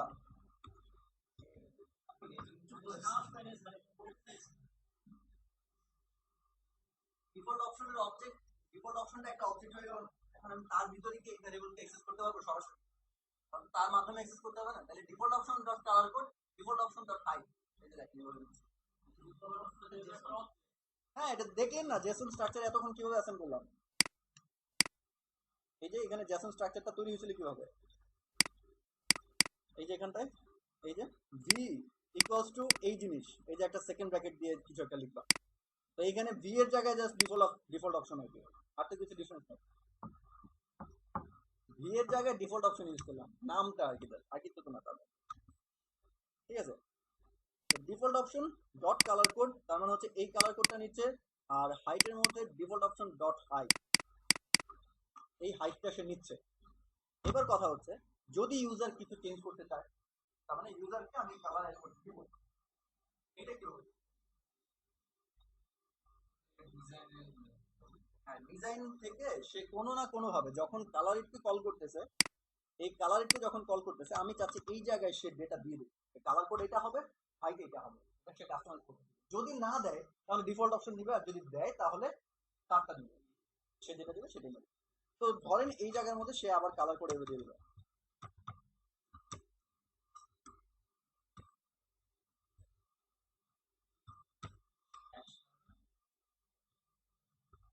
জানি না এটা কোনো কালার কোড হয়েছে কিনা, 2 4 6 7টা হয়ে গেছে, 2 4 6টা, ঠিক আছে। তো ধরেন সে এই কালার কোড হিসেবে এটা চেঞ্জ করবে, আর এই পিক্সেল যে হাইট এটা প্লিজ, আমি যদি এই জিনিসটাকে ওখানে নিয়ে যেতে চাই তাহলে আমার কি করতে হবে, ওরকে রিপ্লেস করতে হবে। তার মানে এখানে ইউজার অপশন গুলোকে আনতে হবে, ইউজারের অপশন এখানে চলে আসলো, ঠিক আছে, কিন্তু ওই অপশন গুলোকে তার সাথে মার্জ করতে হবে। যদি দেখি যে এই অপশনের মধ্যে কালার কোড আসছে, তাহলে এই ডিফল্ট অপশনের কালার কোডটা চেঞ্জ করবে, ইউজারের অপশন থেকে বসাই। আবার যদি দেখি হাইট ইউজার পাঠাইছে কিন্তু, তাহলে আমি হাইটটাও চেঞ্জ করব, না হলে কিছু করবো। ভ্যারিয়েবলে অ্যাসাইন করে ইফ এলস সুইচ কেস এইসব হিজি বিজি বহু কিছু দেওয়া যায়, তাহলে আমি রাজি না। ঠিক আছে, ডলার ডট এক্সটেন্ড, এক্সটেন্ড একটা আছে, এটার মধ্যে ফার্স্টে হচ্ছে ডিপ, তারপর টার্গেট। এক্সটেন্ড করা মানে হচ্ছে যে কিছু ভ্যালু অলরেডি থাকবে, ওই ভ্যালুগুলোকে আমি চেঞ্জ করে, মানে যদি অন্য কোনো ডেটা আসে তাহলে এগুলোকে অ্যাটাচ করে দিব। মনে করেন a ইকুয়ালস টু 10 আছে অলরেডি, যদি a ইকুয়ালস টু 20 আসে তাহলে ওটাকে অ্যাড করে দিব, আর যদি না আসে তাহলে ওই ভ্যালুটা কি হবে, এটা হচ্ছে এক্সটেন্ড বেসিক। ঠিক আছে, এখানে ফার্স্টে দেওয়া হচ্ছে ডিপ একটা অ্যারে, আর এই জায়গায় হচ্ছে টার্গেট, মানে কোনটার উপর আমি রিপ্লেস করব। তো এক্সটেন্ডে আমি যে কাজটা করতেছি, এখানে ফার্স্টে দিচ্ছি ডিফল্ট অপশন, ডিফল্ট অপশনস কমা দিয়ে আমি দিচ্ছি ইউজার অপশনস, ইউজার অপশনস। এই জায়গায় ও চেঞ্জ করার পর যে ডেটাগুলো পাবে ওই ডেটাগুলোকে আমি অ্যাসাইন করে দিতে পারি। আমি দেখি এটা কাজ করে কিনা। এটা একটা কালার, কি কালার জানি না, আর যদি এটা না দিই সেক্ষেত্রে নিচে দেয়। আমি এটা একটু ডেট করে দিই।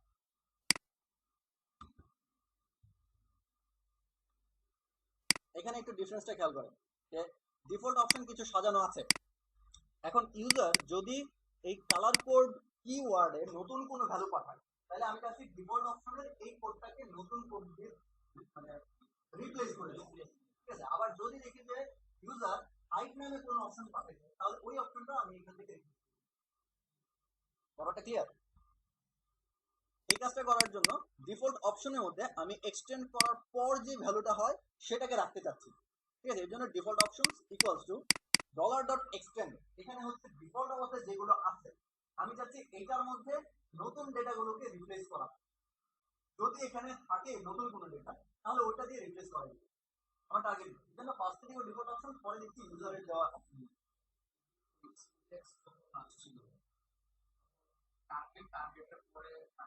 অবজেক্ট ছিল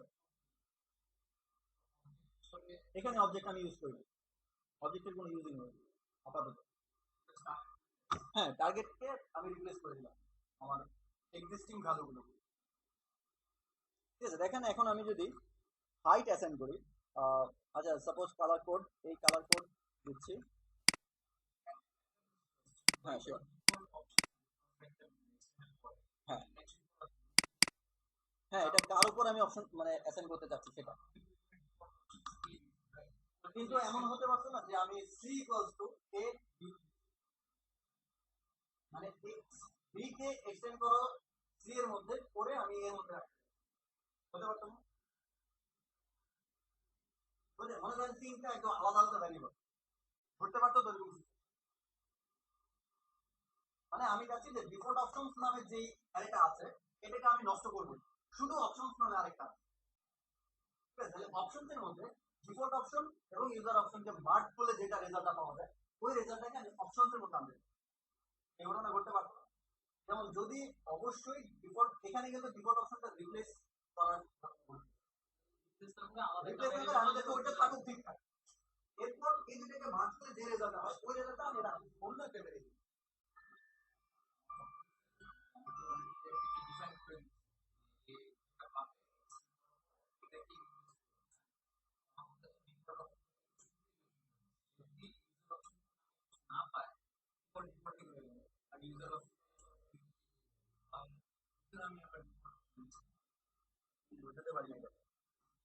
আমি বলি সাপোজ দুইটা ভ্যারিয়েবলকে মার্জ করতে বললাম ঠিক আছে দুইটাকে মার্জ করে কি ঘটনা ঘটতে পারে যে মার্জ করে আমি আলাদা কোথাও রাখতাম আবার এমন হতে পারে মার্জ করে আমি একটাকে নষ্ট করে একটা আগে ধরে নষ্ট করি এখন এই কেসে আমি যদি চাই যে অন্য কোনো ভ্যারিয়েবলের উপর এই দুইটাকে মার্জ করে রাখবো তাহলে সেক্ষেত্রে আমি এখানে নামটা দিয়ে দিতে পারি এখানে অন্য নামটা দিতে পারি কিন্তু যদি এমন হয় যে এটা আপনাকে দিতে হচ্ছে না সেক্ষেত্রে কোন দুইটাকে মার্জ করে আপনি এখানে রাখবেন সাপোজ এটা আমি দিব না এখন আমি এই ইউজার অপশন আর ডিফল্ট অপশনকে মার্জ করে আমি সি নামে আরেকটা ভ্যারিয়েবল রাখবো তাহলে আপনি এখানে ডিফল্ট অপশনটা বোঝাবেন কিভাবে করেন সাপোজ এই ডিফল্ট অপশন এবং ইউজার অপশন এই দুটাকে মার্জ করলে নতুন যে ডেটাটা পাবো ওটা আমি অপশন নামে আরেকটা ভ্যারিয়েবল রাখতে চাই অপশন আচ্ছা অপশন নামে অন্য একটা ভ্যারিয়েবল রাখতে চাচ্ছি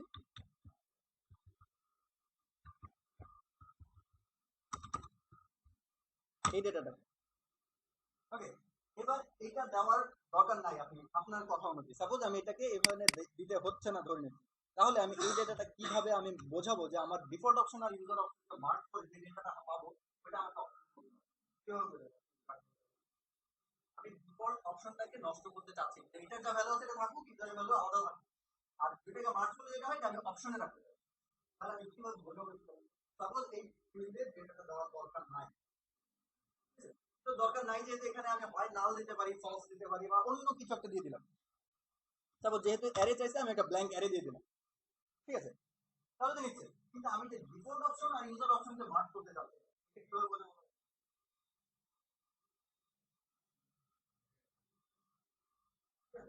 এই জন্যই ওইটা হচ্ছে এরকম যে ইউজার অপশন আর ডিফল্ট অপশন এই দুইটাকে মার্জ করো করে কার মধ্যে রাখবো ওই ডিফল্ট অপশনের মধ্যে রাখবো আমি চাচ্ছি ডিফল্ট অপশনের মধ্যে রিপ্লেস করে দিবো তো যদি এমন হতো যে আমি রিপ্লেস করি না আমি আলাদা জায়গায় রাখি সেক্ষেত্রে আমি কিভাবে তাকে বোঝাবো যে এই দুইটাকে মার্জ করো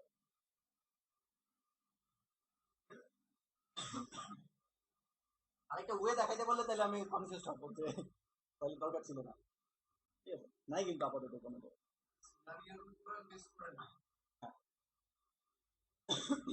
কিন্তু আপনি কি উদ্দেশ্যে বলতে যাচ্ছিলেন যে এটা না হলে তো কারণ আপনি যেটা বলছিলেন যে এখানে তো আমি অ্যাসাইন করতেছি তার উপর এটা দেখাই যাচ্ছে তাহলে আমার আবার এখানে প্যারামিটার দেওয়া লাগলো কেন আমি এই এক্সটেন্ড ফাংশনের কাজই হচ্ছে সে কার সাথে কাকে মার্ক করবে সেটা প্রথমে বলে দিতে হবে এরপর মার্ক করে কোথায় রাখবো সেটা বলতে হবে এখন আমি যেটা চাচ্ছি এই সিনারিওতে সেটা হচ্ছে আমি ডিফল্ট অপশনটা অরিজিনাল যেটা আছে ওটা দরকার নেই আমার কোনভাবে তো মার্ক করার পর যেটা আসে ওইটাকে তুমি ডিফল্ট অপশন দেখবে তাহলে আমি এই জন্য ডিফল্ট অপশন দিলাম, কিন্তু মার্চ করবো কাকে কাকে, ডিফল্ট আর ইউজার। মার্চ করার পর যেটা হয় এটা আমি ডিফল্ট দিয়ে রিপ্লেস করি, মানে এটার আগের ভ্যালু নষ্ট হয়ে যায়, কিন্তু তার পরিবর্তে আমি তাহলে অপশন রাখতে পারবো। সেক্ষেত্রে যেটা হতো যে ডিফল্ট অপশন এখানে থাকবে, তাহলে ডিফল্ট আর ইউজারকে মার্চ করে যে রেজাল্ট হয় এটা অপশন হবে, তাহলে ডিফল্টও নষ্ট হয় না, ইউজারও নষ্ট হয় না, ওটা আলাদা হবে, ঠিক আছে। আর অপশনটা হচ্ছে দুইটার সমন্বয়, ক্লিয়ার? ওকে, তো এখন এটা হচ্ছে এক্সটেন্ড করার উপায়। তো আমি আপাতত এই পি ট্যাগের মধ্যে এক্সট্রা একটু কোড করে দিই, বা ফিক্সড একটা কোড রেখে দিই, যে এর বর্ডার একটা থাকবে, না হলে আমি ইয়েটা বোঝাতে পারবো, হাইট যে বাড়লো কমলো এটা বোঝানো যাবে না। 1 পিক্সেল সলিড,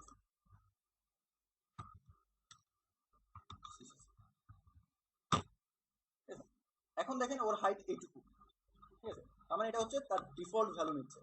ডিফল্ট ভ্যালুটা কত দেওয়া আছে, 50 পিক্সেল। কিন্তু এবার করলো কি, ইউজার এখানে এসে ইউজার এখান থেকে একটা অপশন পাস করতেছে যেখানে লেখা আছে হাইট সাপোজ 200 পিক্সেল, বড় হোক, আমি দেখলে যাতে বুঝতে পারি। ভালো, কালার চেঞ্জ করে না, এই জন্য রেড ডিফল্টটাই আছে। আবার যদি সে কালারটা চেঞ্জ করে দিত,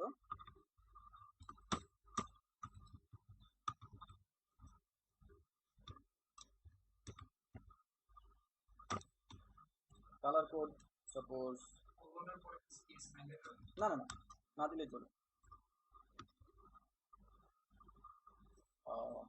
কি দেওয়া যায়, এখন তো সাদার কাছাকাছি একটা গেলাম না, দেখেন দেখাই যায় না।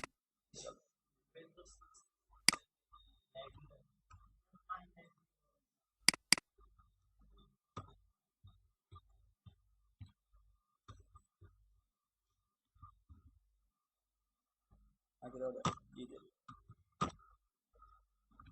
পিঙ্ক কালার হচ্ছে, বাপরে। আচ্ছা, বোঝা গেল? এটা হচ্ছে আপনি যদি কোনো কাস্টমাইজ করতে চান, তো এই ব্যাপারটাই দেখেন আমার ওই যে টিউটোরিয়াল আপনাদের দেখালাম, এখানে প্যারামিটারে দেখেন কি করতেছে, এই প্যারামিটারটা খেয়াল করেন, মেক অ্যালাইন, এখানে একটা সেকেন্ড ব্র্যাকেট শুরু, এখানে একটা সেকেন্ড ব্র্যাকেট শেষ, এই জায়গায় আমি কন্টেইনার হাইট 400 পিক্সেল দিতে হবে না, পিক্সেল আমি ওখানে হ্যান্ডেল করে দেবো, একটু না একটু পিক্সেল দেবো। টাইটেল ডিভাইডার, এটা 5 পিক্সেল, ঠিক আছে, পিক্সেল দিতে হবে না, আপনি সাদা শুরু করবেন যাতে টাইপ করা সব সহজ হয়, কারণ নাহলে ফরম্যাটে না লাগে। ইমেজ রিসোর্স দিয়ে একটা অ্যারে দিচ্ছি, যদি অ্যারে দেয় তাহলে আমি এটা নিয়ে বসাবো, আর যদি না দেয় তাহলে কিছু করবো না। আপাতত আমার ইমেজের ডিফল্ট কিছু না, ঠিক আছে, ডিফল্ট ভ্যালু, যদি আপনি চান ডিফল্ট করতে। তারপর ইমেজের পজিশনও একটা আছে আমার, এই জায়গায় আমি এক্সাম্পলে দেখি ইমেজ পজিশন, যেমন একটা অংশ এইটুকু দেখা যাচ্ছে, তো যখন এটা ছড়াবে তখন সাপোজ ডান সাইডটা, এখন ইমেজ পজিশনটা কোথায় থাকতে হবে, লেফট সাইডে থাকতে হবে, না হলে কিন্তু যদি রাইট সাইডে থাকে তাহলে টোটাল এরিয়া এইটুকু, রাইট সাইডে এখানে রাখলে যখন এইটুকু অবস্থা আছে ইমেজটা দেখে যাবে, কারণ ডান সাইডে, ঠিক আছে। তো এই ইমেজ পজিশনেরও এখানে আছে অপশন, অনেকগুলো অপশন আছে, আমার ফুল ডকুমেন্টেশনটা আসতে উপরে, ডকুমেন্টেশন দেখলে বোঝা যায়। আমি এই জায়গায় এই যে ডকুমেন্টেশন হিয়ার, ওই সাইটটা আপাতত আমি দেই নাই, কারণ ওখানে তো জাভাস্ক্রিপ্টের ফাইলটা সহজ চলে আসছে, এই জন্য ভিডিও টিউটোরিয়ালটা রাখতে। এটা আমি প্রয়োজনে দেখাবো আপনাদের, এই যে দেখেন অপশনগুলো, অ্যাক্টিভেশন অফ প্লাগইন সিস্টেম, কিভাবে অপশনগুলো দেয়। নরমালি শুধু মেক অ্যালাইভ যদি লিখে দেন তাহলে তার যেসব ডিফল্ট ভ্যালু আছে ওই ভ্যালুগুলো থাকবে, আর যদি আপনি ইউজার কোনো অপশন দিতে চায় সেটা বসাবে, এটা নিয়ে জায়গা মতো নিয়ে বসাবে। আমার এই কেসে আমি এখানে যে কাজটা করলাম এটা অবশ্য খুব বেশি কাজের মনে হচ্ছে না, কারণ এখানে আমি হাইট ইকুয়ালস টু এটা, কালার কোড ইকুয়ালস টু এটা ওই প্লাগইনের ভিতরে ঘুরে ফিরে গিয়ে ওখানে সি এর মধ্যে কালার কোড বসতেছে, হাইট কোড, খুব বেশি উপকারী কিছু মনে হচ্ছে না। কিন্তু যদি এটা অনেক বড় কোনো কাজের মধ্যে আপনি একটু ভ্যালু কাস্টমাইজ করতে চান, সেক্ষেত্রে আপনার অনেক সুবিধা। এটা হচ্ছে এক্সটেন্ড করার ফিচার আর কি, ডিফল্ট অপশনগুলোকে এক্সটেন্ড করে অন্য একটা অপশনের মধ্যে নিয়ে, ক্লিয়ার কিনা বলেন। এইবার আমরা আরেকটা জিনিস একটু দেখি, যে আমরা তো কালার ইফ নামে একটা ফাংশন বানাতে পারলাম, dot suppose fade in dot CSS কিছু একটা অ্যাপ্লাই করলাম, ডট নেক্সট দিয়ে কিছু একটা ধরলাম, আবার ডট দিয়ে অ্যাড দিয়েছিলাম। জি ফ্রন্টেন্ডে ওই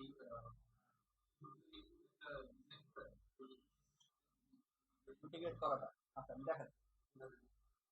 তো এখানে একটা জিনিস খেয়াল করেন যে ওই কোন একটা object dot trading dot CSS, তার মানে এরকম ভাবে আমি শুধুমাত্র একটা ফাংশন আছে, ওই ফাংশনের পরে ডট দিয়ে আরেকটা ফাংশনকে কল করতে পারি, এই ফাংশনের পর ডট দিয়ে আরেকটা ফাংশনকে কল করতে পারি। এটা সম্ভব হচ্ছে এখন।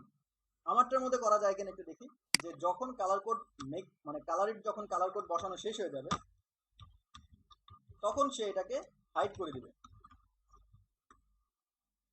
ঠিক আছে, যে কালার কোড বসানো শেষ করে সে হাইড করে দিবে। সরি ওই আচ্ছা হাইড হচ্ছে, তার মানে আমারটা কাজ করে না।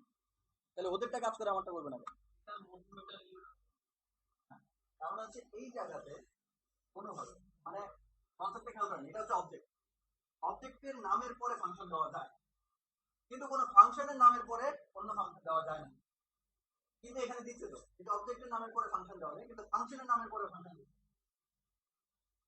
আসলে এটা দিচ্ছে, আসলে যে কাজটা সে করতেছে, অবজেক্টের নামের পরে ফাংশন দিচ্ছে, এই ফাংশন আবার এই অবজেক্টটাকে রিটার্ন করবে। রিটার্ন করাটার মানে হচ্ছে রিটার্ন ভ্যালুটা এই জায়গায় আছে, এই অবজেক্টটাই আবার রিটার্ন করে দিলে রিটার্ন ভ্যালুটা এখানে আছে। ওই ভ্যালু ডট সিএসএস যখন দিচ্ছেন তার মানে হচ্ছে এখন অবজেক্টের নাম ডট সিএসএস ফাংশন যেটা করতেছে আবার এই অবজেক্টটাকে রিটার্ন করে দিচ্ছে, রিটার্ন ভ্যালুটা তাহলে আমার এই জায়গায় চলে আসছে, তার মানে অবজেক্ট এখন এখানে আছে, অবজেক্টের নাম ডট ফাংশন তো হতেই পারে। এখন আমি যদি খালি এখান থেকে রিটার্ন করে দিই অবজেক্টটাকে, কাজ যখন কমপ্লিট, এটা কোনটা, ওটা সিএসএস এর লাইন, যখন কাজ শেষ তখন আমি এখান থেকে রিটার্ন দিচ্ছি দিস।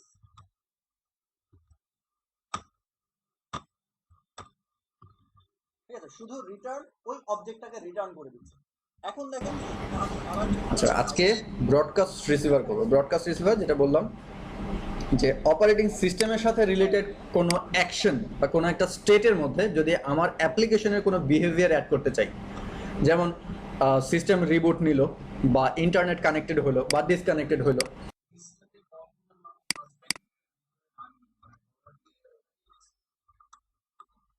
কোনটা দিলাম এইটুকু অংশ খালি একটু করে। হ্যাঁ ভ্যারিয়েবল রেখে, ঠিক আছে, এটাকে মূলত অবজেক্ট না। ওই অবজেক্টটা যখন রিটার্ন করে দিচ্ছে তখন এই মেক এলাই ফাংশন, সরি আমার একটা নাম কালারিং, কালারিং ফাংশন যেখানে আছে ওই কালারিং এর জায়গায় আবার এই দিস চলে আসছে। ঠিক আছে, তো যার কারণে এখানে আবার দিস আছে, তার মানে এই জায়গায় আবার ওই দিস মানে হচ্ছে এই পিটা একটা আবার আছে, তাহলে ওই নামের পরে তো আবার ফাংশন দিতেই পারি হাইড, এই জন্য হাইড এখন কাজ করছে। আমি আবার চাইলে এই হাইডের পরে আবার অন্য কিছু একটা ফাংশনকে কল করতে পারি, আবার শো করাতে পারবো।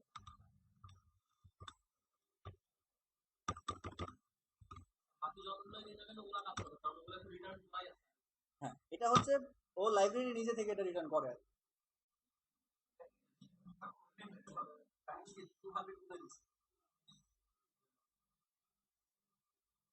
ঠিক আছে, এটা হচ্ছে প্লাগইনের বেসিক কথাবার্তা। ঠিক আছে, এক্সটেন্ড করা যায় অনেক দূর পর্যন্ত, এটা হচ্ছে বেসিক কথাবার্তা। কিন্তু এইটুকু বোঝা গেল কিনা বলো, এখানে কোনো কনফিউশন থাকা চলবে না। আচ্ছা আমি এই কাজটার মধ্যে প্লাগইনটা ইন্টিগ্রেট করে দেখো, যে আমি এই ইনপুট ফিল্ড ডট, আমি যদি বলি যে ভ্যারিয়েবল অথবা ধরেন কাউন্ট ক্যারেক্টার, কাউন্ট ক্যারেক্টার বলবো, সাথে সাথে সে তার ডানে কোনো পি ট্যাগ রাখবো না, কোনো স্প্যান ট্যাগ রাখবো না, কিন্তু সে নিজে থেকে এই কাজটা করবে। ব্যাপারটা ক্লিয়ার? কাউন্ট ক্যারেক্টার আমি স্প্যান পি এসব রাখবো না, যেই ইনপুট ফিল্ডের সিলেক্টর ধরে কাউন্ট ক্যারেক্টার বলবে ওই ইনপুট ফিল্ডের পরেই একটা করে স্প্যান ট্যাগ অ্যাড হয়ে যাবে। ঠিক আছে, এবং যখন আমি কি আপ করবো তখন এটা হবে। এই কাজটাই আমি ইমপ্লিমেন্ট করি এখন।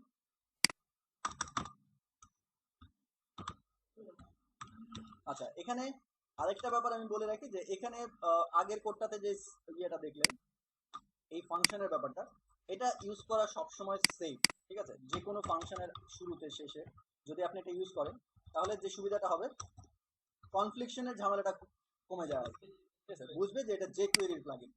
এই এই ব্র্যাকেট এখানে শুরু, এই ব্র্যাকেটটা ওখানে শেষ হবে, এই যে ব্র্যাকেটটা ফার্স্টে শেষ হবে, তারপর jQuery-র অবজেক্টটা চলে আসবে আর টোটাল ব্র্যাকেটটা আসবে। হ্যাঁ হ্যাঁ হ্যাঁ হ্যাঁ, ঠিক আছে, ওই ফাংশন এখানে শেষ হলো jQuery।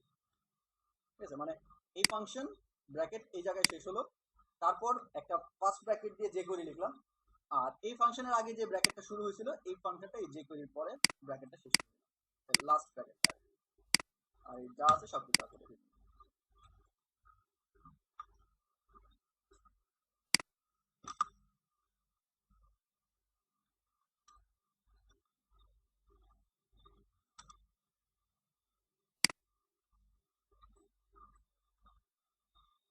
ওকে, আমি এখন আরেকটা ফাংশন লিখি, সেটার নাম কি দেবো, count $.fn dot count car equals to function. কোনো অপশনের ব্যাপার নাই সবে, ঠিক আছে।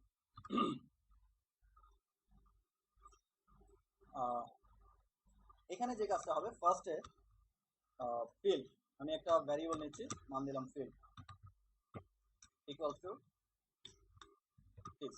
তার মানে যেই ইনপুট ফিল্ডে দেওয়া হচ্ছে ওই ইনপুট ফিল্ডটাকে আমি একটা ভ্যারিয়েবলে রেখে দিই ফিল্ড নাম।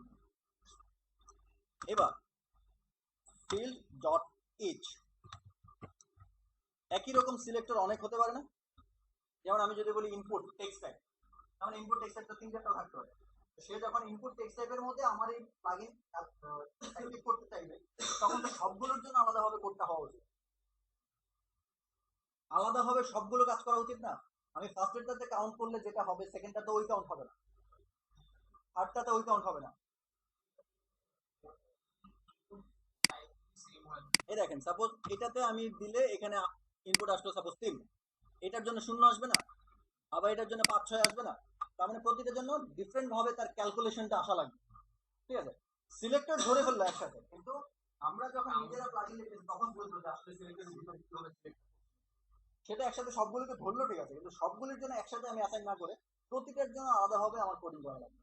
ঠিক আছে, তো এখন প্রতিটার জন্য আলাদাভাবে কোড করতে হলে আমি ইচ ইউজ করতে পারি, খুব সোজা। ঠিক আছে, তো এখানে আমি ESCH টাইপ করছি বলে সাজেস্ট করলে এন্টার দিছি, এই যে ইচ সাজেস্ট করলে এন্টার দিলাম, চলো। এখন এইটার ভিতরে যদি দিস লিখি তাহলে দিস কোনটা? এখানে হচ্ছে সিঙ্গেল একটা ইনপুট, এখানে সবগুলো ইনপুট, এখানে অনেকগুলো আসতে পারে, আর এখানে হচ্ছে স্পেসিফিক একটা। তাহলে কি তো প্লাগইন গুলো এইভাবে সবগুলো আসবে, এরপর ইচ দেওয়ার পরে ওই সবগুলোকে একটা করে ধরে এখন কোডিং অ্যাসাইন হবে। হ্যাঁ, তো দিস ডট, এখন আমি লিখতেছি অন, কি হবে, ইয়া, মানে প্রতিটার জন্য আলাদাভাবে আমি এখন অন কি আপ কোড লিখতেছি, বোঝা যাচ্ছে? কোডটা কি হবে যে এইটার ঠিক পরে একটা স্প্যান ট্যাগ অ্যাড করব, স্প্যান নামে একটা ট্যাগ। তাহলে this dot next dot add, কি দিচ্ছি,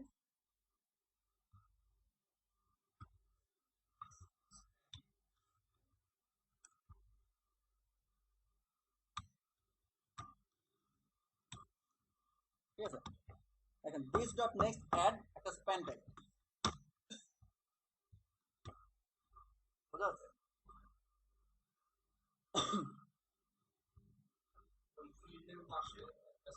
স্প্যান ট্যাগ অ্যাড করার জন্য বলতেছি, এটাকে আরেকভাবে করা যেতে পারতো।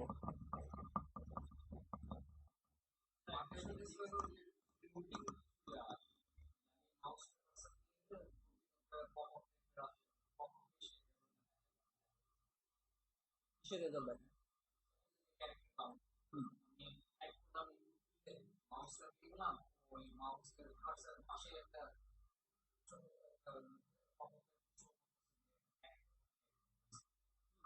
করা যাবে হ্যাঁ জাভাস্ক্রিপ্ট দিই, জাস্ট ওটার পাশে আপনি ওই ধরনের যে ডিভটার সিএসএস স্টাইলিং তো হবে সিএসএস ফাইলের মধ্যে, ঠিক আছে? ছোট একটা পপ আপ উঠে আসবে, তো ওটা তো আপনি ডিভ দিয়ে করতে পারেন, বা একটা পি ট্যাগ নিয়েও করতে পারেন, ঠিক আছে? নর্মালি ওর পজিশন থাকবে অ্যাবসলিউট বাইরে চলে আসার জন্য, ঠিক আছে? ডিসপ্লে থাকবে হিডেন, তাহলে দেখা যাচ্ছে না। যখনই ও মাউসটা যাবে মাউস ওভারে আপনি বলে রাখেন যে তার ঠিক নেক্সট যেটা তার নেক্সট যে ডিভ আছে ওই ডিভটাকে শো করে দেওয়া হবে। তাহলে সে অ্যাবসলিউট যেহেতু আছে সে জায়গা দখল করবে না, সে শুধুমাত্র শো হয়ে যাবে, ঠিক আছে? আর স্টাইলিং কি হবে ওটা আপনি সিএসএস দিয়ে স্টাইল করে দেবেন। নেক্সট ডট অ্যাড একটা স্প্যান ট্যাগ, এই স্প্যান ট্যাগের মধ্যে আমি ফিচার দিতে যাচ্ছি সেটা কি যেন এইচটিএমএল, তাই না? স্প্যান ট্যাগের ভিতরে এইচটিএমএল বসে, এইচটিএমএল এ কি বসবে? বসবে length equals to this dot val dot length, ঠিক আছে? মানে বর্তমানে যে ভ্যালু আছে তার লেন্থটাকে নিচ্ছি, এটা লেনের মধ্যে আছে আর এই লেনটা এখানে বসাই দিচ্ছি। দেখেন বোঝা গেল কিনা, দেখি কাজ করবে কিনা এখন শিওর না, কারণ নেক্সটটা নিয়ে আমি একটু কনফিউজ আছি।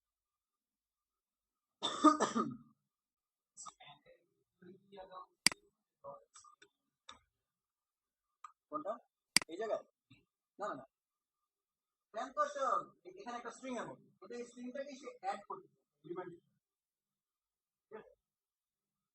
এটাকে একটা এইচটিএমএল এর এলিমেন্ট হিসেবে জাভাস্ক্রিপ্ট অ্যাড করবে এই দিসের নেক্সট সাইডে, তখন তার এইচটিএমএল লেনটা HTML হিসেবে বসাবে আর ওই HTML ওটা তার এইচটিএমএল কোড হিসেবে ভ্যালুটা বসাবে।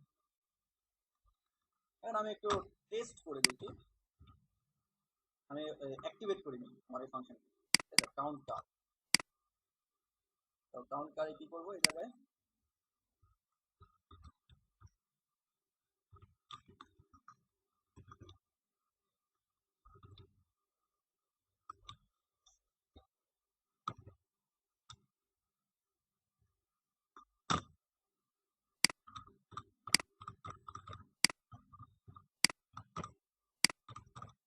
হয়ে গেল। এটা কিন্তু আগের কোড না কিন্তু, ঠিক আছে? তো এখানে স্প্যান ট্যাগের মধ্যে মেসেজ অ্যাড করা আছে অলরেডি, আমি এটাকে বাদ দিয়ে দেখে কাজ করা যায়, কারণ আমার কোডটা অ্যাড করতেছে কিনা আমি কনফিউজ, কারণ এক্সিস্টিং স্প্যান ট্যাগ শেপ পেয়ে গেলে ওটার মধ্যে তো সে অ্যাড করে দিতে পারছে, আমার কোডটা কিছু অ্যাড করতেছে কিনা দেখতে হবে।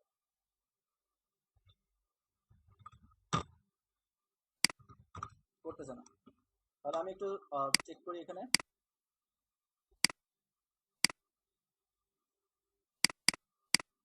শুধু অ্যাড দিই,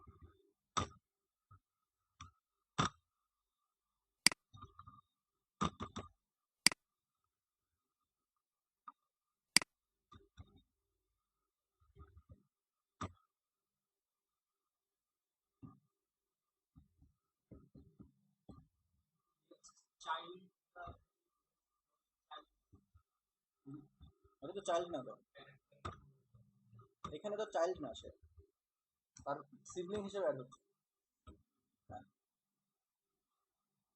অ্যাড সিলেক্টর কন্টেন্ট ক্লাস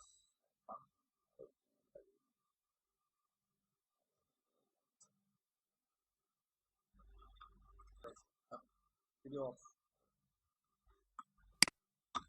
ঠিক আছে? তো এখন আমাদের কোডটা কি করবে, ম্যাক্সিমাম লেন্থের একটা রেস্ট্রিকশন যদি আমরা দেই ক্যারেক্টার কাউন্টে, তাহলে ম্যাক্সিমাম লেন্থের রেস্ট্রিকশন নিচ্ছে, আর না দিলে একটা হিউজ রেঞ্জ, তার মানে টাইপ করতে করতে সারাদিন টাইপ করলে ওটা শেষ হবে না, এত বড় তো অনেক বড় একটা রেঞ্জ দেওয়া আছে বাই ডিফল্ট। এখন আমি আবার একটু টেস্ট করি যে কি বলে, 3 4 5 6 9 যা দিচ্ছি সব নিচ্ছে 1 2 4 5 6, ওর কোনো লেন্থ লিমিট নাই, আমি 5টা লেন্থ দিয়ে একবার টেস্ট করি। এখানে দিচ্ছে ম্যাক্স লেন্থ কোলন 5, ঠিক আছে? এবার আমরা একটু টেস্ট করি, 1 2 3 4 5 6টা যখন দিচ্ছি তখন আমি নিচ্ছি, কিন্তু অবজেক্ট ইররটা অন্য কোনো কারণ আমরা কপি করে যেহেতু নিচ্ছি কোনো জায়গায় বাকি রয়ে গেছে কারণ। আমরা এখানে যে টেস্ট করি যে অবজেক্টের ব্যাপারটা কি, এখানে এসটিএমএল কি করছি, আচ্ছা প্রিভ ভ্যালের ভ্যালুটা সে পাচ্ছে না, প্রিভ ভ্যাল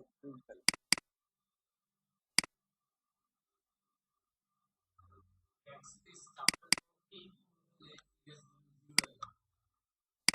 ব্যাকস্পেস চাপলে হ্যাঁ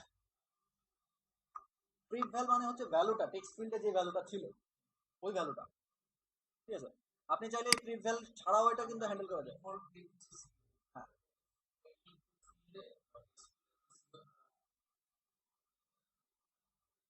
টেক্সট ফিল্ডে কেন জিরো থাকবে, আমরা তো পাশের স্প্যানটাতে জিরো দিচ্ছি, টেক্সট ফিল্ডে ফাঁকা, ঠিক আছে। আমরা এখানে ওই প্রিভ ভ্যাল নিয়ে ওই যে যেহেতু সে মানে লিমিট এক্সিড করে ফেললে আগে ভ্যালুটা বসাই দিচ্ছিলাম না, প্রিভ ভ্যাল নিয়ে একটু ঝামেলা হচ্ছে, ইন্টারনালি আমরা এটা ভ্যালুটা সেট করতে পারছি না। সেটা হচ্ছে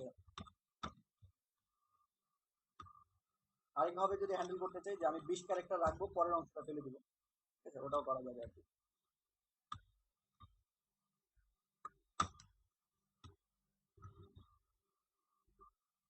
রিপ্লাই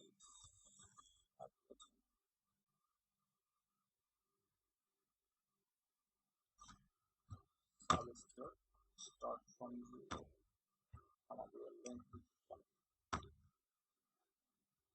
সাব এসটিআর হচ্ছে গিয়ে হ্যাঁ প্রিভ ভ্যালুর ব্যাপারটা আমি এখান থেকে সরাই দিচ্ছি টোটাল, ঠিক আছে। তো আমার টার্গেট কি, মানে প্রিভ ভ্যালুটা কি কাজে লাগাইছিল মনে আছে, যখন লিমিট এক্সিড করে ফেলতেছে, তার মানে ধরেন আমি 21 ক্যারেক্টার প্রিন্ট করলাম 20 লেন্থ যখন ছিল, অথবা ধরেন এখন 5 লেন্থ, যখন 6 নাম্বার ক্যারেক্টার প্রিন্ট করলাম, তো আমি যাচ্ছি প্রথম 5টা ক্যারেক্টার থাকবে, 6 নাম্বারটা থাকবে না।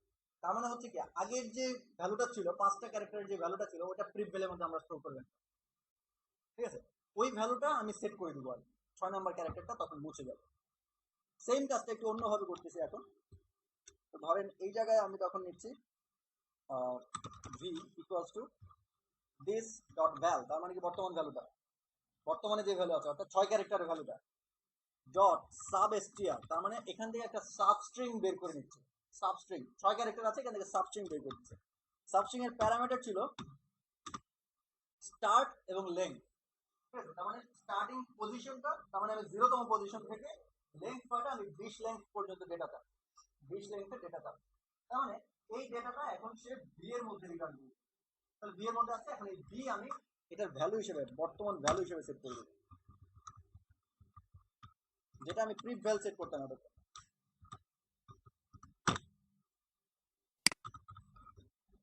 limit exceeded set finite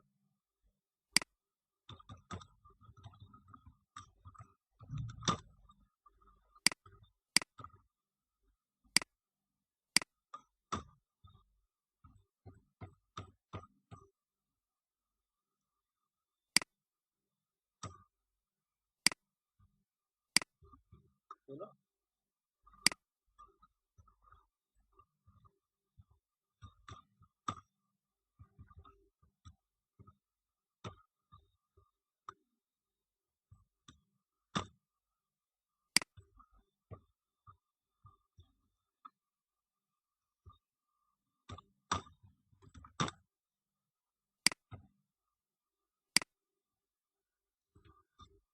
সার্ভিসটা কাজ করে না কেন,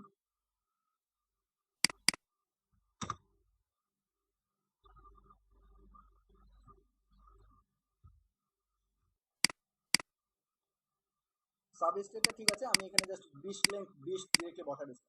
তো normally alert limit exceeded alert দেওয়া শুরু করছে 5 লেংথের পরে, কিন্তু 20 ক্যারেক্টার না হওয়া পর্যন্ত সে তো রিপ্লেস করতেছে না, সাবস্ট্রিং বের করে যে নিচ্ছে ওটা তো করতেছিল না এতক্ষণ। এখন যখন আমি এখানে 5 দিলাম, তাহলে 0 থেকে 5 লেংথের অংশটা কেটে ওই অংশটা সেট করে দিচ্ছি। ব্যাপারটা কি ঘটছে কি বোঝা গেছে না, কি এক্সপ্লেন করতে হবে। ওকে দেখেন, সাপোজ আমি ফার্স্টে মানে ম্যাক্স লেংথ থেকে 5, ঠিক আছে 5, তো ফার্স্টে আমি এ টাইপ করলাম, কোনো সমস্যা নেই, বি টাইপ করলাম, সমস্যা নেই, সি ই 5টা হয়ে গেল, ঠিক আছে। এখন আমি যখন এক্স একটা এক্সট্রা ক্যারেক্টার টাইপ করলাম, তখন সে কি করলো দেখেন, ম্যাক্স লেংথ এক্সিড করে ফেলে, লেংথ লেস দেন ইকুয়াল যতক্ষণ পর্যন্ত ম্যাক্স লেংথ ছিল ততক্ষণ সে এই জায়গায় ঢুকতো যে দিস ডট নেক্সট প্যানের মধ্যে ভ্যালু বসাচ্ছে, যখনই এক্সিড করে ফেলে তখন এলসে আসছে।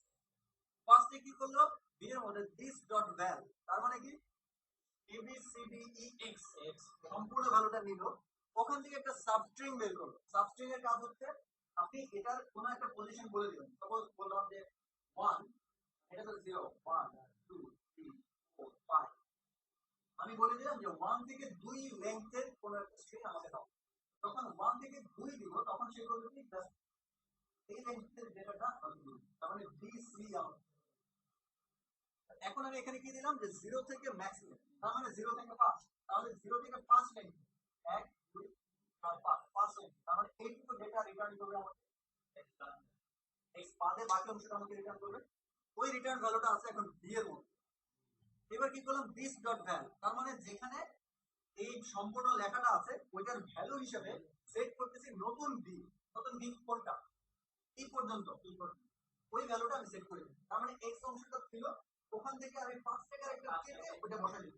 তার মানে আগেরটা বসে গেছে, নতুনটা বসে গেছে, তাহলে 5 টাকা পর্যন্ত যেটা আছে শেষ। আর এখানে নেক্সট প্যানের মধ্যে বসাই দিয়েছি লিমিট। ঠিক আছে, এটা হচ্ছে প্লাগইনের সুবিধা আর কি। তো এখানে আমরা কি করলাম, জাস্ট কাউন্ট ক্যারেক্টার আর প্যারামিটারের অপশন হিসেবে ম্যাক্স লেন্থ বলে দিতে পারছি 5 ক্যারেক্টার। বাকি কাজ সে কাউন্টের হিসাব নিকাশ যা কিছু আছে সবকিছু সেই করতেছে। এই যে দেখেন এখানে কয় লাইন কোড হলো মোটামুটি। আচ্ছা, মূল কোডিং তো হচ্ছে এইটুকু পার্ট, তাই না? 2 3 4 5 6 7 8 9 10 করে 10 লাইন, 10 লাইন কোডের পরিমাণটা এক লাইনে কাউন্ট ক্যারেক্টার কাউন্ট ক্যারেক্টার। প্লাগইনের সুবিধা হচ্ছে এটা। ইভেন ইউজারকে অপশন দিতে পারতেছেন, সে চাইলে দিতে পারে নাও দিতে পারে, কোনো সমস্যা নেই। ধরেন সে দিল না, না দিলে কোনো লিমিট এক্সিডের কোনো ব্যাপার নাই, টাইপ করতে থাকেন যতক্ষণ আপনার আঙুলের শক্তি আছে।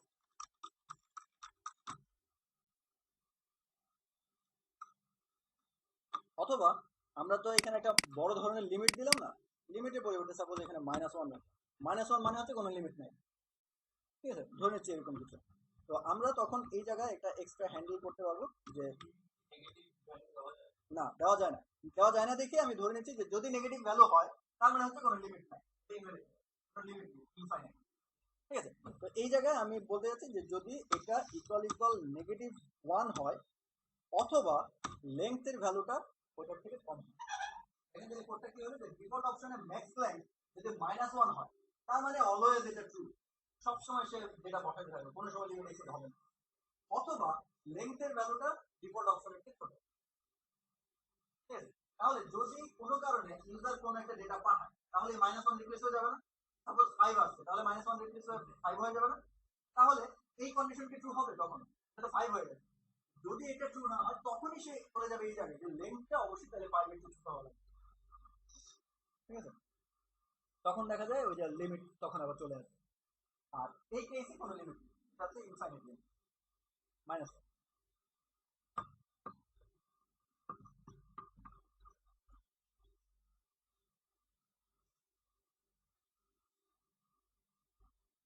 কোডটা বোঝা গেল? এটা হচ্ছে একটা ছোটখাটো প্লাগইন আর কি। শেষ, আপনি শুধু কোড করলেন কিন্তু এক লাইন। আমি এগুলো বাদ দিয়ে দিই কারণ এটা অন্য একটা প্রজেক্টের মধ্যে এটা আছে। এটা হচ্ছে প্লাগইনের অ্যাক্টিভেশন, এটা হচ্ছে প্লাগইনটা যে কোনো এই বেস ফাইলটা ইম্পোর্ট করতে যাচ্ছি, এই এক লাইন লিখে দিলে কাজ করবে। আর যদি আপনি স্পেসিফিক কোনো একটা ইনপুট ফিল্ডে চান তখন এইভাবে সব টেক্সটের জন্য না দিয়ে ওই ক্লাসের নাম দেন অথবা আইডি নাম দেন, দিয়ে জাস্ট কাউন্ট ক্যারেক্টার কল করেন, অটোমেটিক্যালি সে ডানে স্প্যান ট্যাগ বসাবে, নাম্বার আপনি যখন টাইপ করবেন নাম্বার কাউন্টিং শুরু করে দেবে নিজে থেকে। লিমিট যদি দিতে চান এখানে ম্যাক্স লেন্থ প্যারামিটারে যে ম্যাক্স লেন্থ দিয়ে লিমিট বসাবে, লিমিট এর বেশি যেতে পারবে না সে কখনো। এটা হচ্ছে কোনো একজন ডেভেলপার একটু কষ্ট করে প্লাগইন বানায় আর অন্যান্য ডেভেলপাররা খুব দ্রুত এগুলোকে ইন্টিগ্রেট করে ফেলবে। ঠিক আছে, এটা কিন্তু সবসময় পজিটিভ সাইড আছে এটাও বলতে পারবো না, আবার সবসময় নেগেটিভ এটাও বলতে পারবো। প্লাগইন ইউজ করা ভালো না, অনেকে কিন্তু অনেক তারা সবসময় সাজেস্ট করে যে নিজে ডেভেলপ করে ফেলো, যেটা লাগবে এটা নিজে ডেভেলপ করে ফেলো, প্লাগইনটা খুব বেশি প্রেফার করেন না। এটার কারণ আছে, ভালো কারণ। আবার সবসময় যে প্লাগইনটা ইউজ না করা ভালো সেটাও না। সিচুয়েশন বলতে পারবে প্লাগইনের ভালো খারাপ প্লাগইনে তো ব্যাড কোডিং ব্যাড কোডিং থাকতে পারে। যেমন আমি যদি এখানে 10 লাইন কোড দেখে আপনি পড়ে বুঝতে পারবেন, এখানে যদি 5000 লাইনের একটা প্লাগইন হয় ওটা কি আপনার ডিবাগ করা সম্ভব? আপনার যেটুকু ফিচার দরকার ওইটুকু ফিচার আপনি পেয়ে গেছেন, আপনি খুশি। ঠিক আছে, কিন্তু এটার মধ্যে কিছু ব্যাড কোডিং থাকতে পারে, এমন যে আপনার ব্রাউজার থেকে কুকি ট্রান্সফার করে দেয়, মেল করে দেয় অন্য জায়গায়, হতে পারে না? ব্রাউজার থেকে কুকি ট্রান্সফার করে দেয়, তার মানে আপনার লগ ইন ইনফরমেশন কিন্তু আরেক যদি না, এটা ব্যাড কোডিং বলে। তো এটা রিস্কি, অন্যের কোড ইউজ করলে এটা রিস্কি। আবার যদি বলেন যে সবসময় আমি নিজেই ডেভেলপ করব, তাহলে এক বিশাল সাইট ডেভেলপ করতে হবে আপনাকে, যার মধ্যে প্রচুর ফিচার। সব যদি নিজে ডেভেলপ করতে হয়, আপনার যেখানে 1 বছর লাগবে, প্লাগ ইন ইউজ করে সেটাকে করলে হয়তো আপনি 3 মাসে করে ফেলতে পারবেন, কারণ ম্যাক্সিমাম কোডিং অলরেডি করা আছে, ওটাকে আপনি জাস্ট ইউজ করে ফেলতে পারেন। যেটা ডেভেলপ করতে গেলে ওই ডেভেলপারের যেটুকু সময় লাগছে এটুকু সময় আপনার এক্সট্রা লাগবে। ঠিক আছে, তো ভালো খারাপ দুইটাই আছে, আপনি সিচুয়েশন বুঝে কোড করতে হবে। ওকে, তো আজকে শেষ করলাম। আপনারা কিছু একটা প্লাগইন আমাকে বানায় দেখাবেন নেক্সট ক্লাসে, আপনাদের নিজে থেকে আইডিয়া জেনারেট করে।